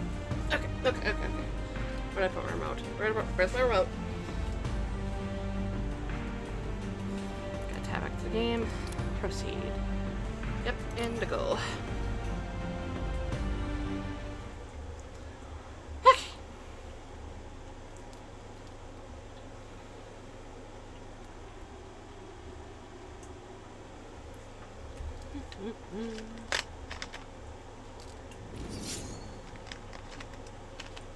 Jade Seal. Inside Wing Chun Pavilion, in front of the Black Pillar. We stand in silence, our eyes locked on the inscriptions. Sheen is the first to break the silence. Great. After all this running around, all we found are more questions. And we still have no idea where that seal is. I hate to admit it, but yeah, we're no closer than when we started. Come on, I know that old geezer. He's known where the seal is this whole time. Why did he have us waste all this energy running around the Imperial Palace instead of just telling us? Maybe the answer has been right in front of us this whole time. Sorry, my fucking... can't get comfy. Okay. Establish the nation at the heart of the world, and place the palace at the center of the nation. Only through perfect balance can moral order be achieved. Only through benevolence comes sanctity. Sheen waves her hand impatiently. You already said that, Zero. Wait a moment. Miss Zero, are you saying... Zero gives a slight nod. I see. That makes sense. What? What are you guys talking about? Can't you just stop speaking in riddles?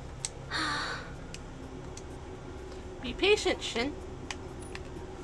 The capital was built at the center of the world, with the Imperial Palace at its heart. So, where does that leave the Emperor? If you put it that way, I guess right at the center of the palace? Exactly. Perfect balance, justice, benevolence, sanctity. If we follow that logic, the Jade Seal, which represents Imperial authority, should be placed at the very heart of the palace. But the very heart of the palace, isn't that Jianshu Lake? Are you saying the seal is at the bottom of the lake? No. If you check a map, the geometric center of the palace isn't even Tianchi Lake. It's the plaza right in front of the main hall. Think about it. During major ceremonies, the Emperor needs to stand at the heart of the Empire. They're not going to have him rowing a boat to the middle of a lake every time, right? So, the ancient architects made sure the palace's geometric center is just a little off from the lake. Now that I think about it, right in the center of that plaza, there's a bell tower. And inside, there's a huge bell. Oh. The bell.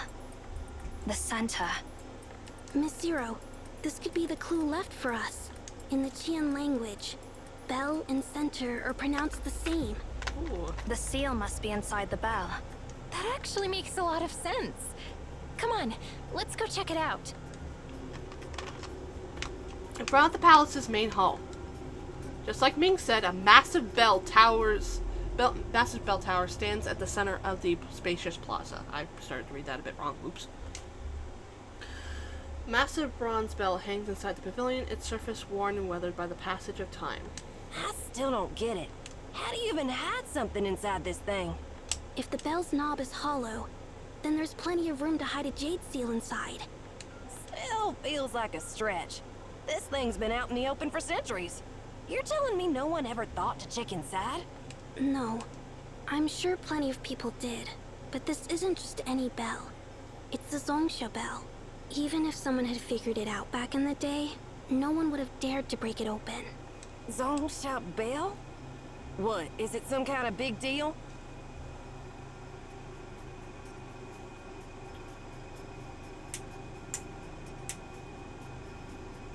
Yes. Yes, it has actually, thankfully. Though, I just noticed my humidifier is being a bit stupid. Hang on. It just shut off.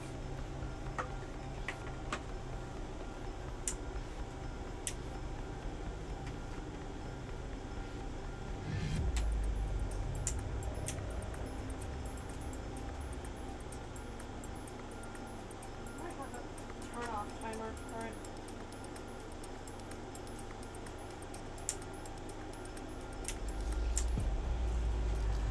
Okay, I bumped it earlier, but I'm really hoping I did not fucking break it. Okay, hang on. Sorry for the sudden pause. Oh, this is fucking ultrasonic one. Great. Okay.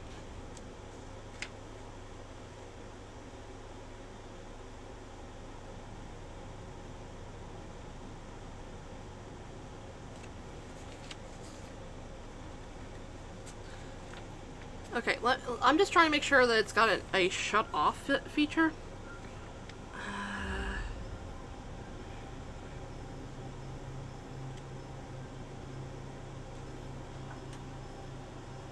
Because it just suddenly shut off. I don't know why.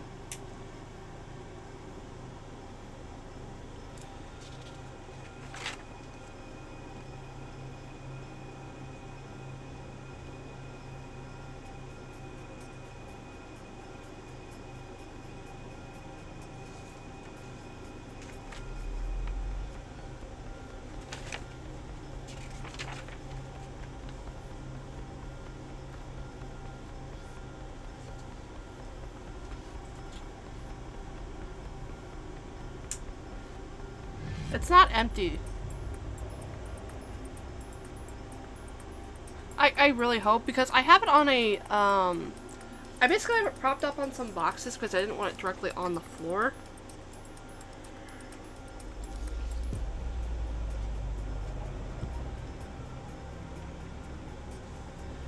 Power knob is turned on, and power light is off. Unit not plugged in, no power outlet. It would just be my luck to fucking break something, because it feels like I break shit a lot at the time.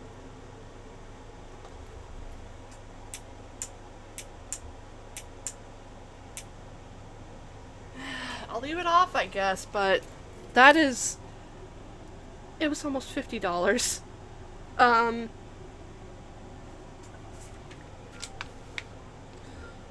Hang on, I'll DM it directly to you right quick. Just give me a second. Okay.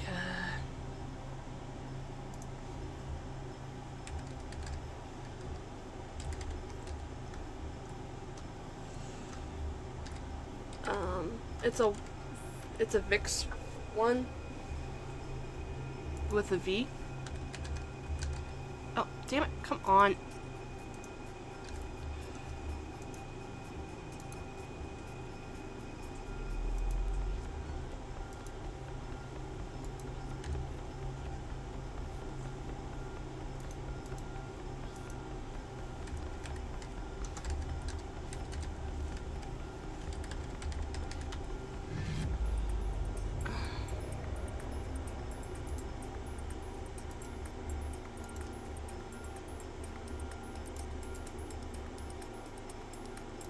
Found it.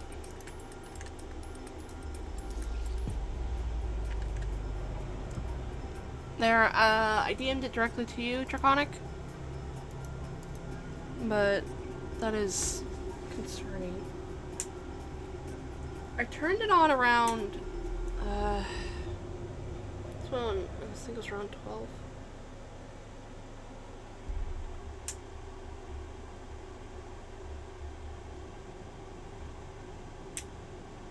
Even changing the power thing it's plugged in doesn't seem to be helping. Wait, I figured it out. Wait, I figured it out. Somehow, my foot bumped the power strip and shut it off. That's what's going on. How did I not notice that? How did I not notice that? I feel very, very stupid.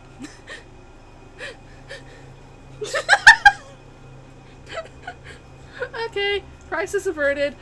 I was so scared because my last humidifier broke, and I don't know how. I don't know what brand it was, I should know. It's gotten tossed out by now. Okay, anyway. Let me guess. You totally zoned out when Qing was giving that history lesson. Legend has it that when Zisha became the emperor, he collected bronze from across the land and had Li Jun, the Lord of Weaponry, personally oversee the casting of a great bell. This bell symbolized the submission of all nations to his rule. Okay. Ever since, the bell has been kept as a symbol of his rightful rule over the realm. If someone had suggested smashing it open in front of the Emperor back then, well, you can imagine how that would have ended. And now it's a cultural artifact. No one would even think about destroying it.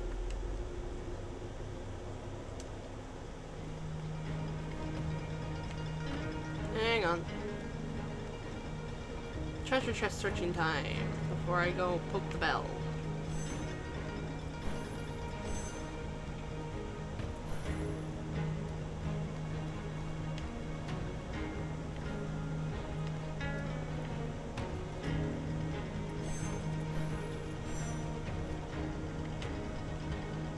Okay.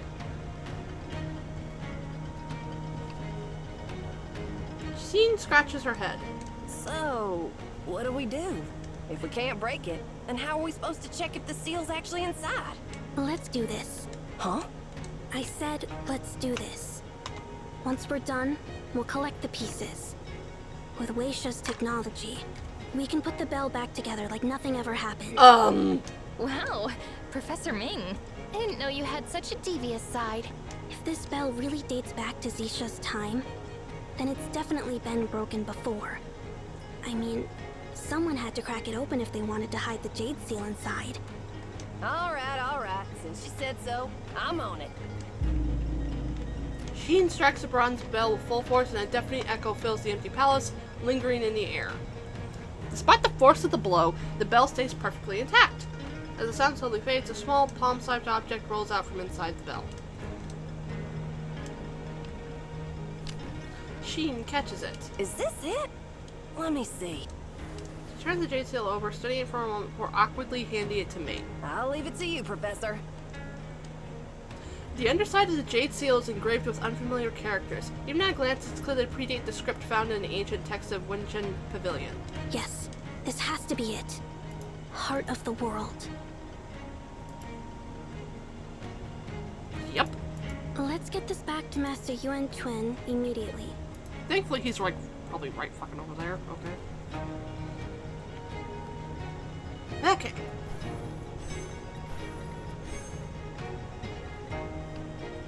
I've been expecting you, Head Librarian. Master Yang Chuan asked me to wait here for you. See? Told you. He knew exactly where this thing was the whole time. He even had someone wait for us at the end. Please step aboard. I'll take you right back.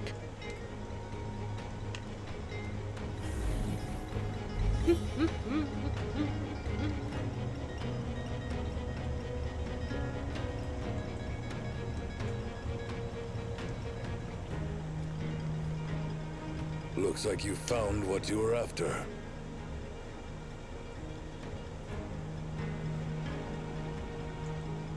Ooh, nice.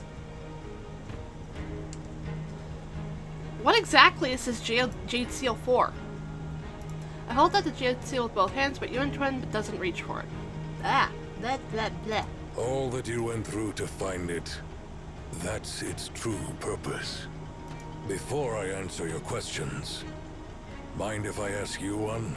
Now that you've come all this way, tell me what you think the first Emperor, no, Jixia is really like.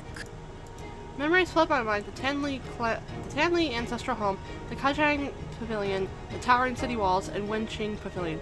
Every moment I experience there comes rushing back. Ah! That's a lot of text! To the Tianli clan, he was a traitor who broke his promises.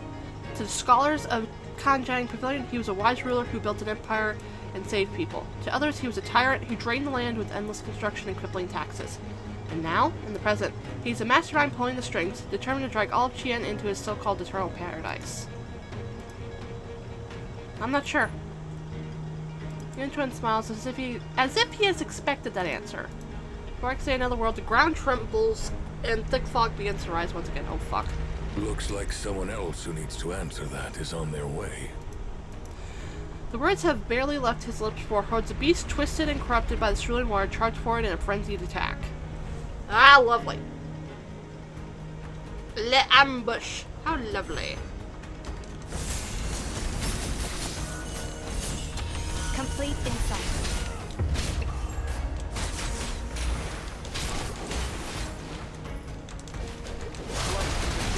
Remember the records of the earth below.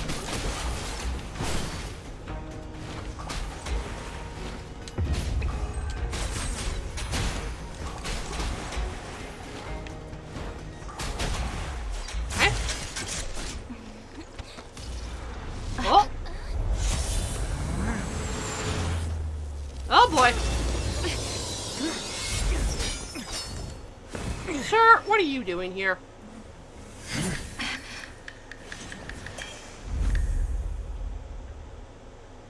I'm fine, Yuli. Don't hurt him. Yes, Master Yuan Quan. A girl suddenly appears beside Yuan Chuan as if materializing out of thin air. The massive female puppet she commands gives a nod, but she doesn't lower her weapon. Whoa, hold up. Isn't that Leech? What the heck, man?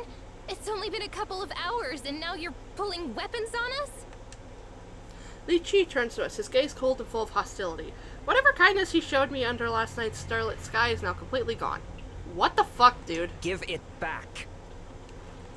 Sheen and Ozzy, standing in front of me, have obviously misunderstood something. Both start talking fast as they're about to take off. Huh? Wait. Okay, fine. Maybe I ate a little more than I should have, but you guys said it was on the house. No take backs. What? I grabbed a few silver trinkets and crafts, yeah. But seriously, those were just cheap mass-produced stuff. The guys back there were basically shoving them at me, asking me to help promote them. That's not what he meant. Ichi's eyes shoot past both of them and lock onto me. Or more specifically, onto the Imperial Seal in my hands. Give me the Jade Seal. Why? Ah yes, we're gonna have to fight you, I feel. Somehow... not. I don't... Okay, do I have enough grab pole? Let me do one more.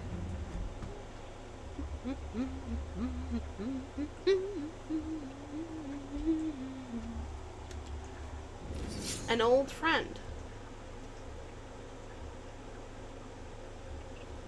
That night, the Big Dipper hangs in the sky, its handles pointing east as a gentle wind whispers in front of the southeast. A fine mist like drizzle blankets the bamboo forest in a delicate veil. A young boy sits on the branch of a short tree, his eyes welling with tears.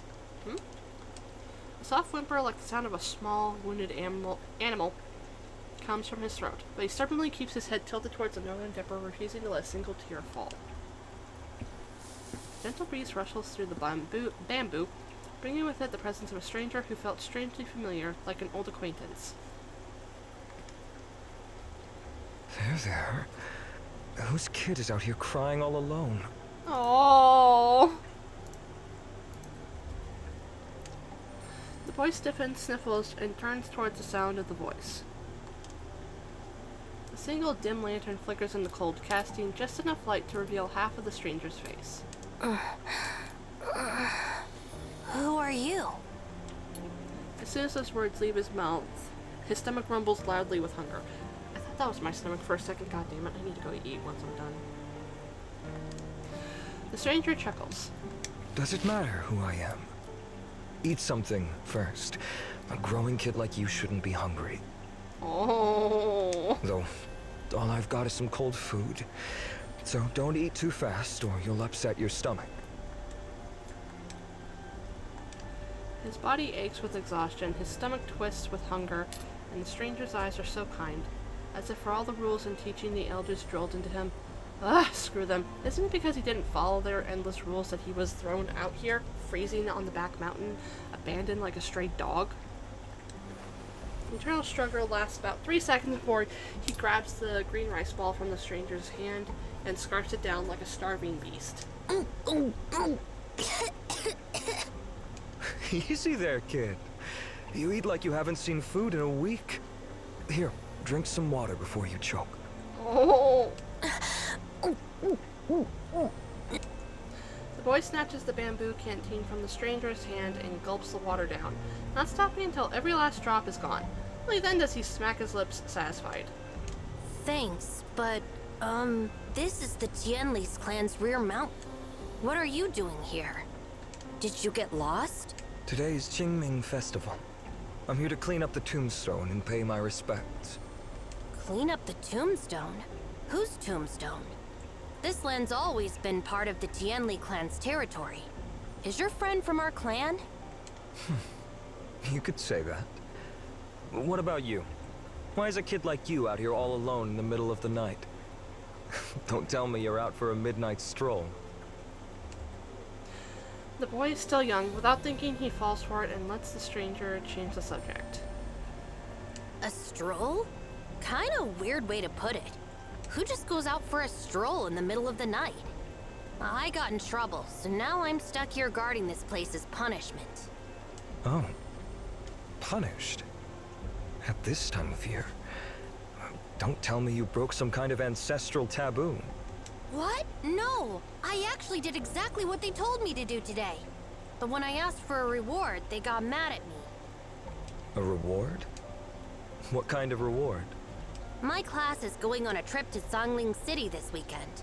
I really wanted to go, but they wouldn't sign my permission slip.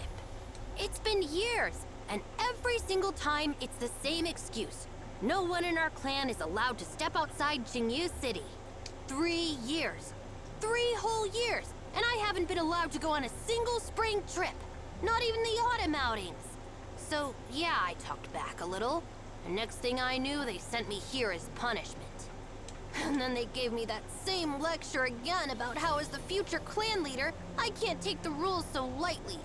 Like, have they ever even asked if I want to be their stupid leader? His nose tingles, and before he realizes it, all the frustration he's been holding in just comes pouring out as he spills his heart to a stranger he's barely known for 10 minutes. The stranger picks up on his frustration and tries to comfort him. Seriously? These rules are kind of ridiculous. They won't even let a kid go on a spring trip. Like, who does that? Taking away the simple joy of eating snacks on a bus.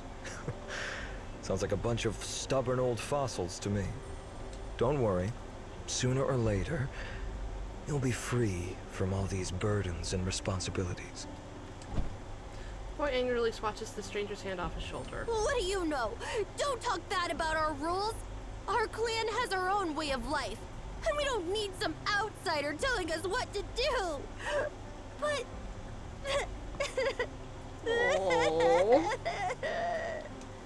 Even as he says that, the weight of it all sinks in. No matter how hard he tries to defend his clan, the unfairness just hurts too much. His lips quiver, and before he can stop himself, he breaks down, sobbing. Loud, gut-wrenching cries echo through the mountains, sending a flock of night crows flapping into the sky.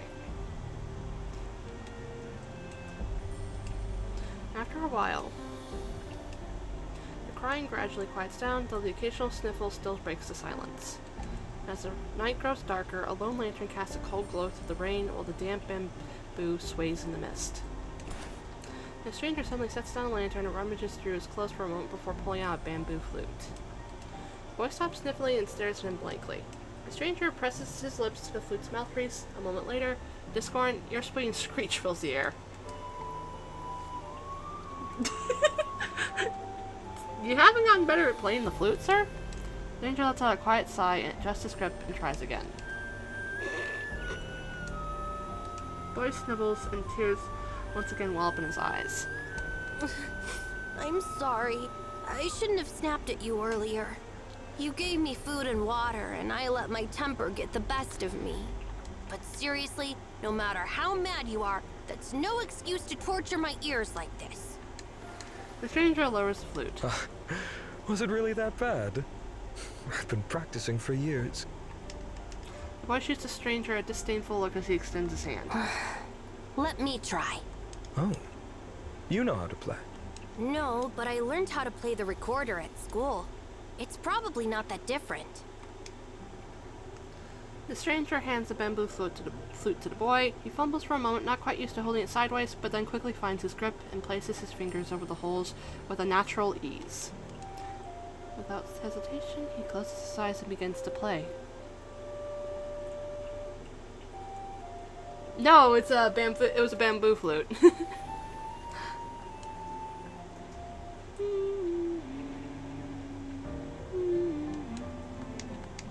A soft, flitting melody fills the air, drifting through the moonlight and blending effortlessly with the rustling bamboo leaves. Red butterflies flutter out of the forest, twirling gracefully as if they are dancing to the music. As the last note fades, the boy lifts his chin with pride and hands the flute back to the stranger. That was a song from my clan. Pretty good, huh? Yeah! But the stranger doesn't take it. Instead, he smiles warmly at the boy. It was beautiful. Keep the flute. It's meant to be with you. Meant to be with me? This wasn't mine to begin with. I can't just take it. Starting today, it is yours. Take care of it. It's been through a lot over the years, but now, it's finally where it belongs. Here you go. Now, don't tell me one little song is all it takes to make you this smug. Come on. You've got more than just one in you, right? Oh! The boy lets out a sharp huff through his nose. He lifts the flute to his lips and begins to play again.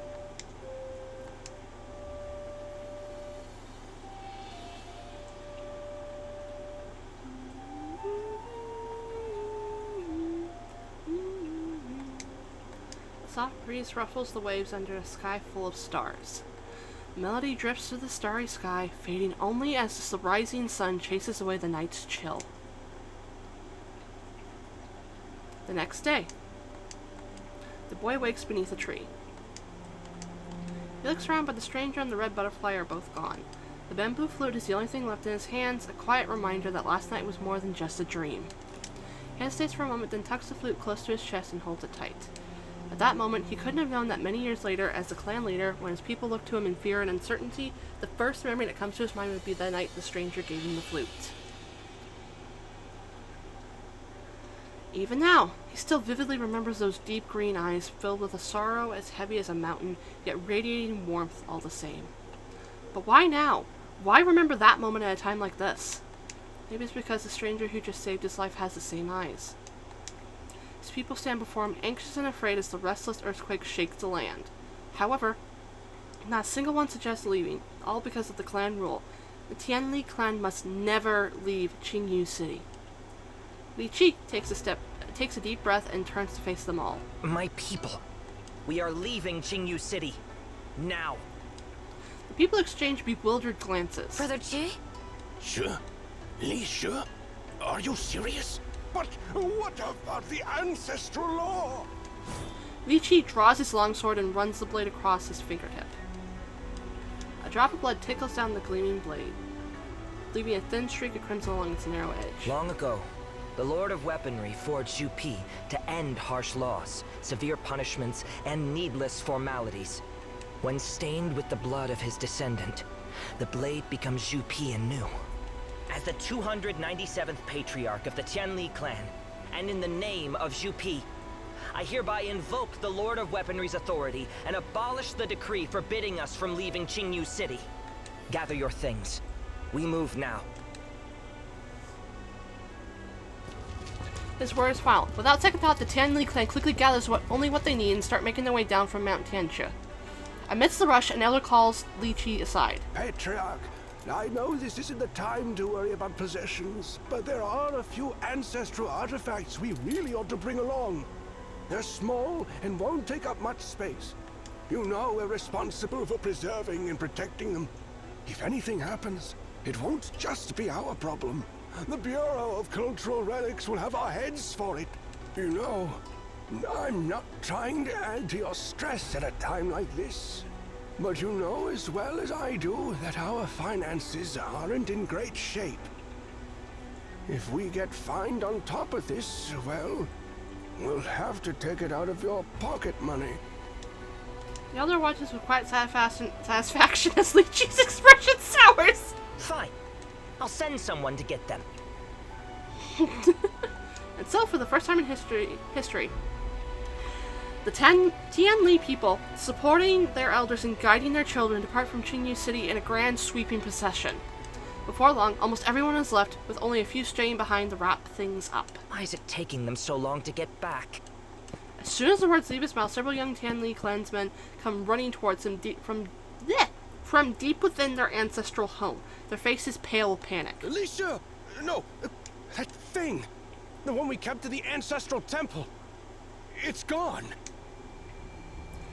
Li Qi's people shrink in an instant. The one in the shrine? Do you mean... Yes, that thing! We searched everywhere, checked the entire inventory, and everything else is accounted for except that! Oh dear, that... Wait... They're wanting the... Are they wanting that jade seal that... Ji-Cha gave Li Jun? Forget it. We don't have time for a full search right now. Just go. But... We'll look for it later. Okay. Once the last of the clansmen have evacuated, Li Qi finally has a moment to gather his scattered thoughts. Standing at the front of the wide-open gates of the ancestral home, he gazes at the empty courtyard, his mind racing as the events of the past few days replay over and over. Eventually, his thoughts settle on two outsiders who can only be described as unwelcome guests. So it was you? No. No, it wasn't. Okay. Let me grab this. And let me go turn in a few poles I can grab right quick.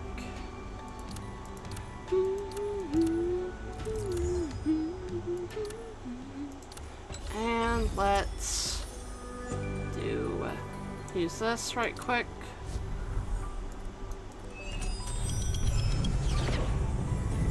Okay. Can I get anything from the store right this quick? Okay. Not really. Not unless I wanted to grab some of this. Which... You know what, actually, let me just... I'm gonna need this stuff for, Phenomena next patch. I don't know which one of these I should grab for her, though, because I don't know if her materials have been leaked. Okay, how many posts are 80? God! That is... interesting. Okay, let me see. Okay, I've done all these, I believe. But I can't access this because I need to clear the main story. Okay.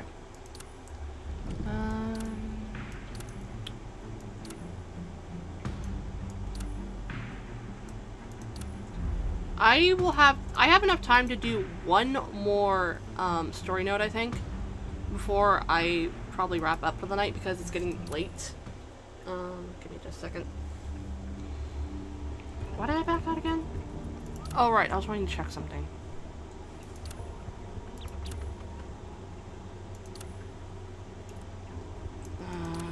Okay, that's level 90. Her skills are all maxed. And I know he's all maxed because I made sure he got done first. You know what, let me actually...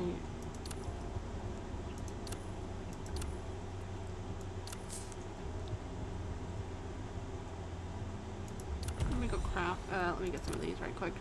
I have stamina items so I can easily get back the stamina I'm about to use. Okay.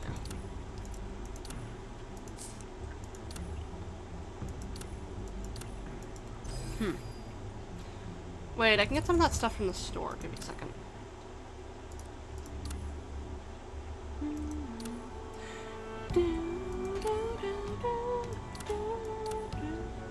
Alright, thought I could get... Oh, I've already grabbed them. Okay. Well, that answers my question. What's this complaining about? Ah. Okay.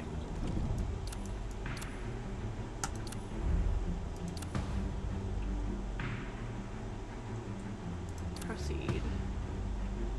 Excuse me! I rarely engage in joint operations with others. Really? Okay, fine.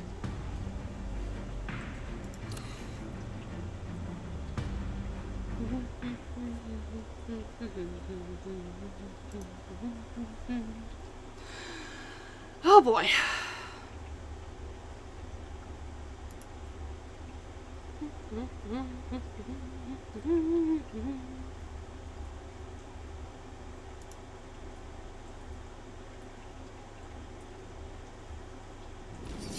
Sacred land. Hand over the Jade Seal. I glance at the jade seal in my hands, intending to say something, but a commotion erupts behind me. Wait, there's one more of them. Hmm? As a lightning bolt, Li Chi swiftly dashed past Azine and Zin, unleashing a slash at me. See ya. Li Chi's blade finds its mark, not me, but a frenzied ape attempting to attack me. Oh, thank God. I lower my hand, signaling 0, and nod at Li Chi. Seems like there's some misunderstanding here. Misunderstanding, you say? I took you in, and you repay me by stealing my clan's sacred treasure. Hand back the Jade Seal. Now, or else. Please hand the Jade Seal to His Excellency, esteemed head librarian. It's all right. Here you go, Patriarch. Huh? You... Li Chi seems somewhat surprised as he catches the Jade Seal I toss towards him. The words he intends to speak get stuck in his throat as he absorbs the imprints on the seal. No, not this one. It's the heart of the world, not the justice of the world. Oh shit, okay, gotcha. This isn't our seal at all. Where did you hide our ancestral seal? Yeah, that's why I'm trying to see if I can get through all of Chapter 7 tonight. And if nothing else, do the EX chapter off stream. Like, I'm fully capable of just recording without streaming. I need to actually take advantage of that more, I realize. That's why I'm trying to get through Chapter 7 as much as I can. Whoa, bro! What's got you all fired up? You're throwing around accusations like fireworks. Even us tongue-set folks aren't that trigger-happy. Okay, we might have overstayed our welcome a bit, but that doesn't make us thieves. That's just unfair. I've got no clue about your ancestral seal, but the one you're holding? We went all through that massive royal palace before we found it. That's right. So, how about giving our seal back to us? 0 is not in the skin that I had her in. Justice of the world? Only through perfect balance can moral order be achieved. Only through benevolence comes sanctity. Justice will prevail at the heart of the world. So, there are 2 Jade Seals? What's going on here, Messy Yuan Twin? Truth is, there were 2 Jade Seals from the beginning. The one with Heart of the World, possessed by Jixia, and the one with Justice of the World, carried by Li Jun. Both were crafted by Zhong Luo, the first scribe ever. The one with the words Heart of the World were once owned by the Emperor. It meant he was the heart of the world, and his word was law. As for the one with Justice of the World, it was carried by Li Jun during his regency. It bound its holder to uphold justice and act in the Emperor's name. Huh. Also, that's good. The main reason I've not poked it, because I've noticed that it's like, oh, you might want to do this, is because I'm not wanting to get spoiled on stuff for Chapter 7. Like, as long as it does... That's my main reason I've not early accessed it yet. Because I'm worried that it might have, like, spoilers for what happens with Ji-Cha. And like the fucking CGs I saw on Twitter out of context that made me concerned. Together, they were the bedrock of the Xia dynasty's steadfast reign. Together? How ridiculous! Jixia is but a backstabbing rat. He exiled us and tarnished our first ancestor's name. If it weren't for him, our clan wouldn't be restricted to such a remote corner. Despite Li Qi's evident fury, Yuan Chuan maintains his composure. Your hatred is hollow, patriarch of the Tianli clan. Your words and actions lack conviction even to yourself. Your Tianli clan clings to an ancient rule. The Tianli clan must never leave Qingyu City. However, none of you know why your first ancestor decreed it. You follow it blindly, just like how you cling to your hatred of Jixia and his legacy. I believe you've realized it. Your resentment is ingrained, and thus meaningless. That's why you keep cursing everything about Jixia. To convince yourselves that your belief is real. Who do you think you are, you pompous old man? What makes you think you can... Yuan Chuan responds with a gentle smile. Because I can give your hollow hatred a solid reason. You... His words leave Li Qi speechless. Yuan Chuan then directs his gaze towards me. Head librarian, didn't you once ask why I sought this artifact now of all times? You said it held the key to my final question. Exactly. It doesn't hold the key. It is the key. Surely you realize that the first Emperor wasn't the only one who gained immortality, right? Where did those immortals go? Well, let me tell you how this story ends. The Eternal Palace's rise was also the Immortals' fall. Huh. A few moments later, as we bid farewell to Yuan Chuan, the group who has learned the truth of the Eternal Palace bears varied expressions. So Jixia's true target is the Eternal Hall. No wonder we haven't seen him this whole time. But what exactly is his plan? One moment he's infecting people with cerulean water, and the next he's reopening the Eternal Hall. I know that. I got a call earlier, and the guy said, "Hello there, this is G-Shot. I'm still alive, and I'll reclaim my throne with 100,000 terracotta warriors. Wire me $2,000, and I'll name you my right-hand man once I'm back to my throne." Sheen! Huh? Isn't that the most basic scam? Did you actually fall for it? I couldn't figure out mobile banking, so I asked Sling for help, and she ended up uprooting the whole fraud ring.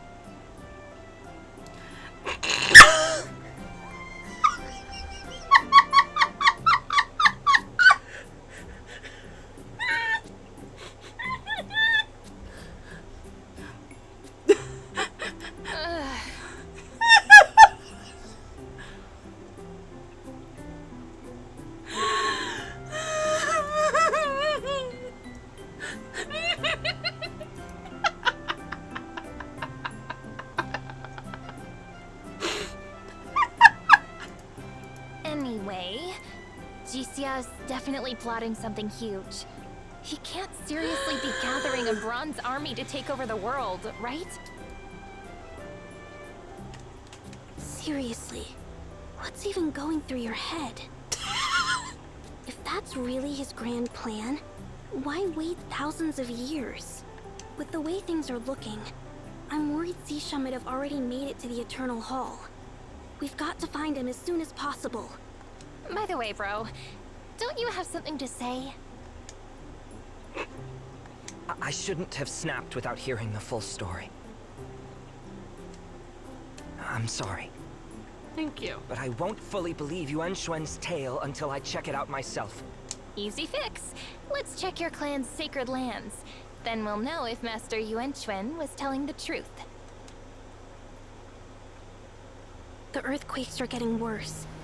Let's just hurry to the ancestral home. I really don't want overtime today. Please lead the way, dear patriarch. Follow me. Oh, I'm mixing up rotations.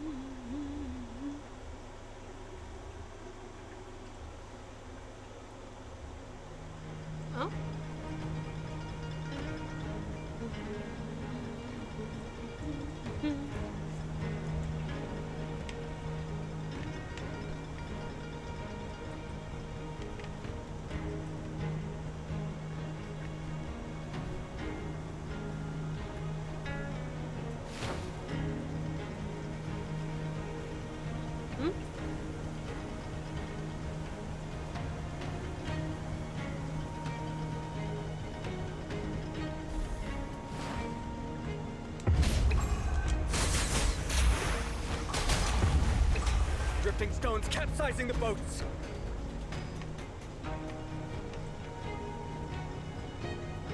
Is this where I'm supposed to go? Oh, here.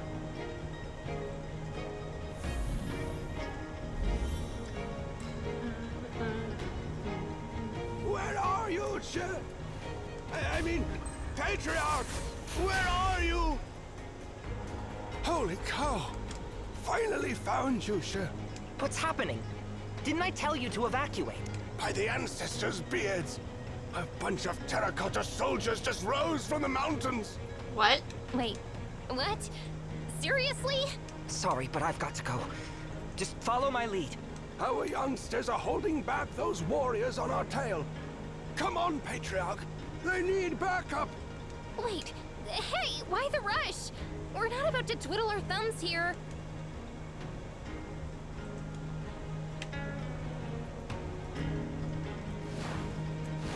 Okay, off we go. I'm still waiting for us to run into G-Chat. Everyone else is running into G-Chat about the Pit Librarian.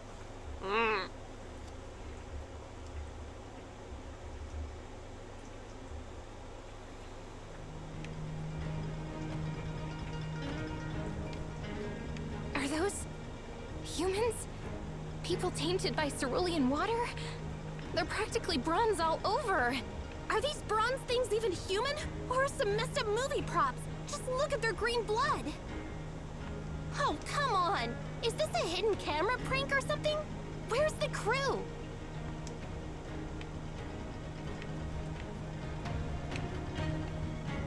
The earthquake caused a landslide, and these bronze soldiers just crawled out of the rear mountain. We barely trapped them in our ancestral home. Thank the heavens Che got back in time to finish them off. Che went in alone. Please help him. Yep, on it.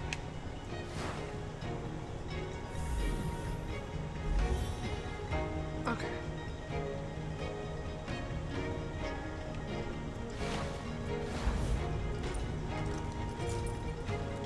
Slowly walking towards We're their... here to help, Patriarch.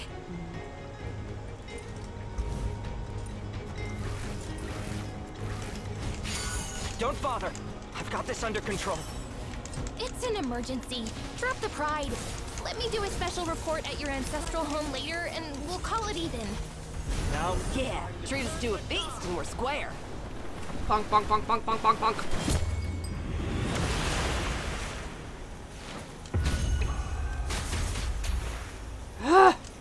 As final bronze warrior falls to Lichi's blade, his breath quickens, his previous composure slipping away. Something is wrong. These things, they're not human.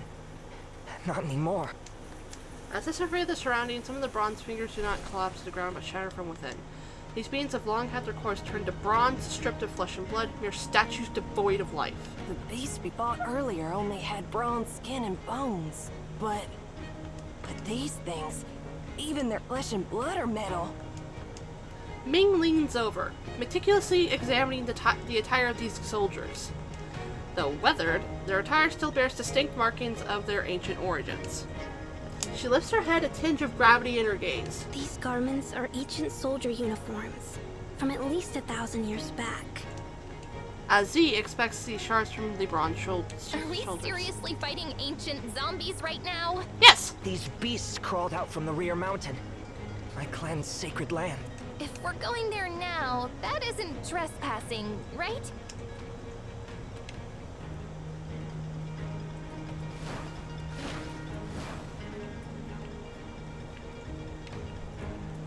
I'll find the chest later.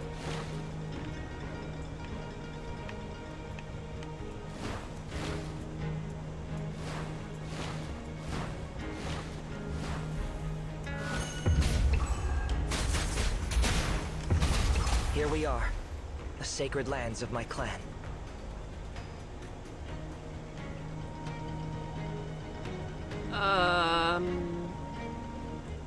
Even I have never stepped foot inside. Huh? As a casual swing of his blade, Lichi splits the wooden door The door is recent. Behind it lies a stone gate. True to expectations, an ancient stone gate comes into view, tall and unyielding, etched with the weathered marks of time as though a gateway to another realm. The gate stands closed now, but nearby a mark suggests it was recently opened. The carving on this gate, it's shaped like the jade seal. Let me give it a shot. Carefully, I retrieve the seal and align it with the gate's engraved pattern. Yes, this being said, its shape matches the indentation exactly. Taking a deep breath, I slide the seal into the groove. A low rumble echoes as the gates grind open, unveiling a dark passage ahead. Looks like it's working. So, the entrance to the Eternal Hall is actually hidden in the Qianli clan's sacred lands. See? Told you Master Yuan Xuan was telling the truth. Li Chi watches silently, his expression growing somewhat complicated. Well, let me tell you how this story ends. The Eternal Palace's rise was also the Immortal's fall. Your clan upholds an ancient rule. The Tianli clan must never leave Qingyu City. While this ancient rule was initially set by Li Jun, you didn't follow it merely because he was your first ancestor. Every generation of the Tianli clan abides by this rule, because you're not just gravediggers, but also tomb keepers. Indeed, the mysterious Eternal Hall truly exists. It's a hideaway, crafted by the immortal royal family to live forever in seclusion. The Eternal Hall sits at the heart of Mount Tianshui below Heavenly Lake, known as the heart of the world. The construction had to be kept entirely secret from the outside world. Carving a city inside a mountain was not an easy feat, so only skilled craftsmen like those of the Tianli clan were allowed. The royal family compelled the skilled craftsmen of the Tianli clan to construct the palace. On its completion, the clan was to be sacrificed as an offering to the heavens. After Li Jun's demise, the royal family took the Justice of the World seal. They modeled the hall's entrance after the seal's shape, making the two seals the keys to open the hall. However, before the hall's completion, someone freed the captive Tianli people, returned Justice of the World Jade to them, and led them away from the Eternal Hall.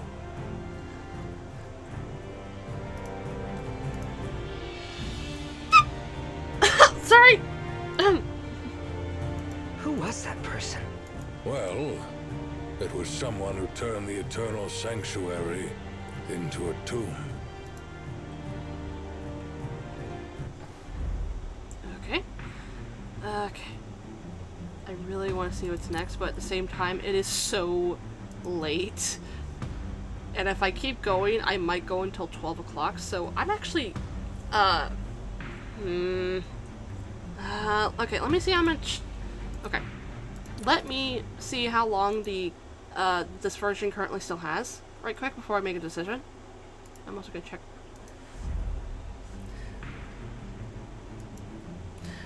Give me a second. Okay. 1 day, 19 hours.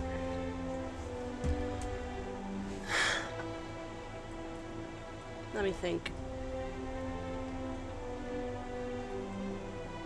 I want to finish everything before the event, before the version ends, but it's also getting really late. So,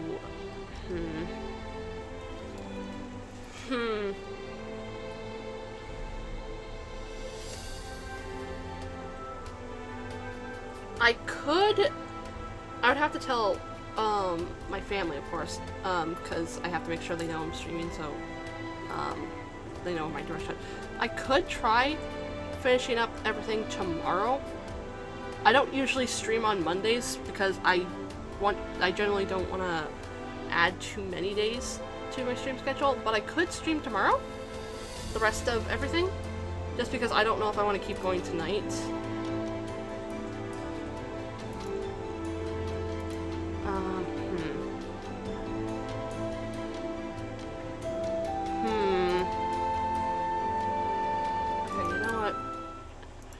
I will... Okay, I'll give myself 30 more minutes, but I'm not going to go till... Yeah!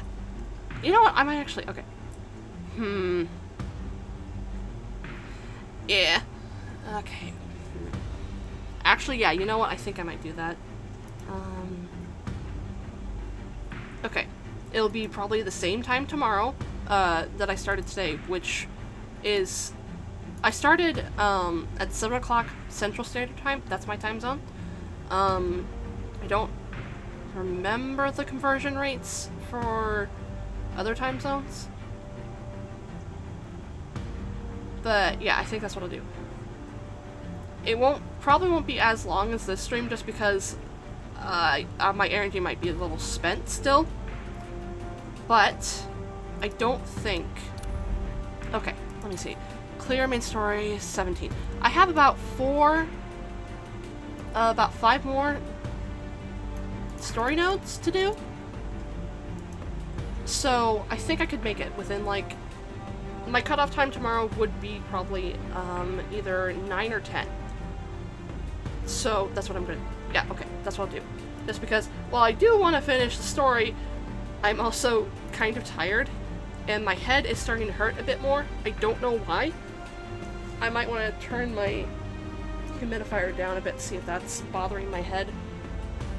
I could also just have a really bad crick in my neck that's causing me headaches, because that's something that causes me issues. Ow. Okay. Okay.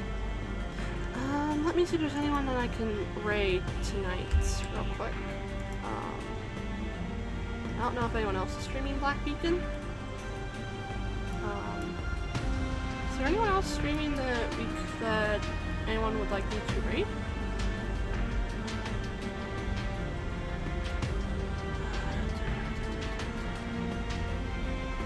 No one I follow is streaming. That was pretty late, so I'm not surprised.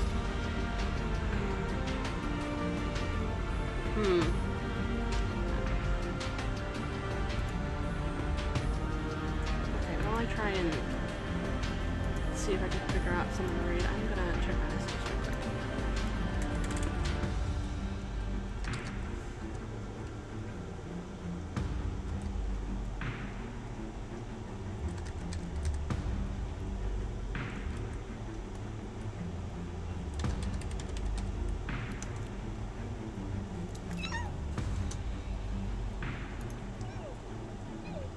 Don't mind me making squeaky noises.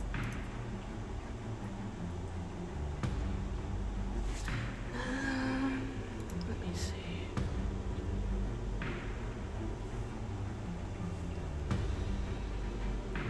Okay, I don't think anyone else is streaming Black Beacon that I could raid into. Damn it.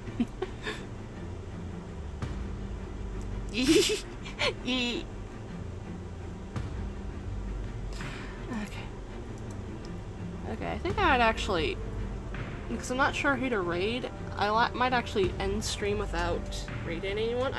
I try and make sure I do them, but I'm admittedly a little tired, so, I think I'll end stream without raiding just this once. But, tomorrow, I will, this is definitely gonna be different, and I'm gonna have to make sure I tell my family. I will be back at 7 o'clock p.m. and I will finish this out and maybe get to the EX chapter.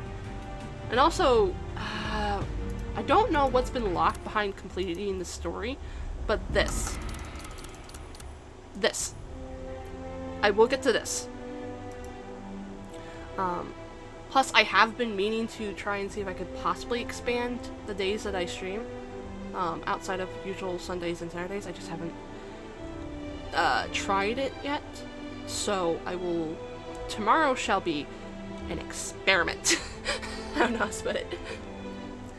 To see if I can handle streaming 3 days in a row, or if I need to make sure that I break them up more. I do know that,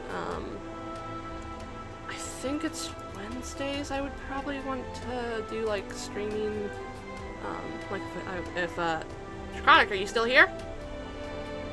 I don't know if she's still here. But yeah, Wednesdays, if I remember correctly, maybe we could continue doing Lobotomy Corp in a dual stream like we did yesterday on like Wednesdays. Possibly not this week, but maybe next week, just because I don't know how my energy levels are going to be after I stream tomorrow. I shall find out. But I think I'm going to end up, okay, I'm going to get us over to the stream ending screen. Yeah, my brain is a little too fried right now to try and find anyone to raid. Yeah. So, I'm going to end stream without raiding. I hope that's alright with everyone.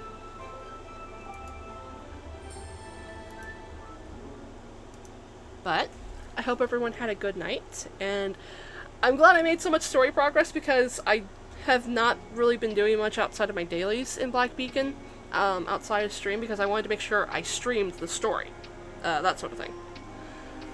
But tomorrow, I will be back for at least a couple hours, same time at 7 p.m. Central Standard Time.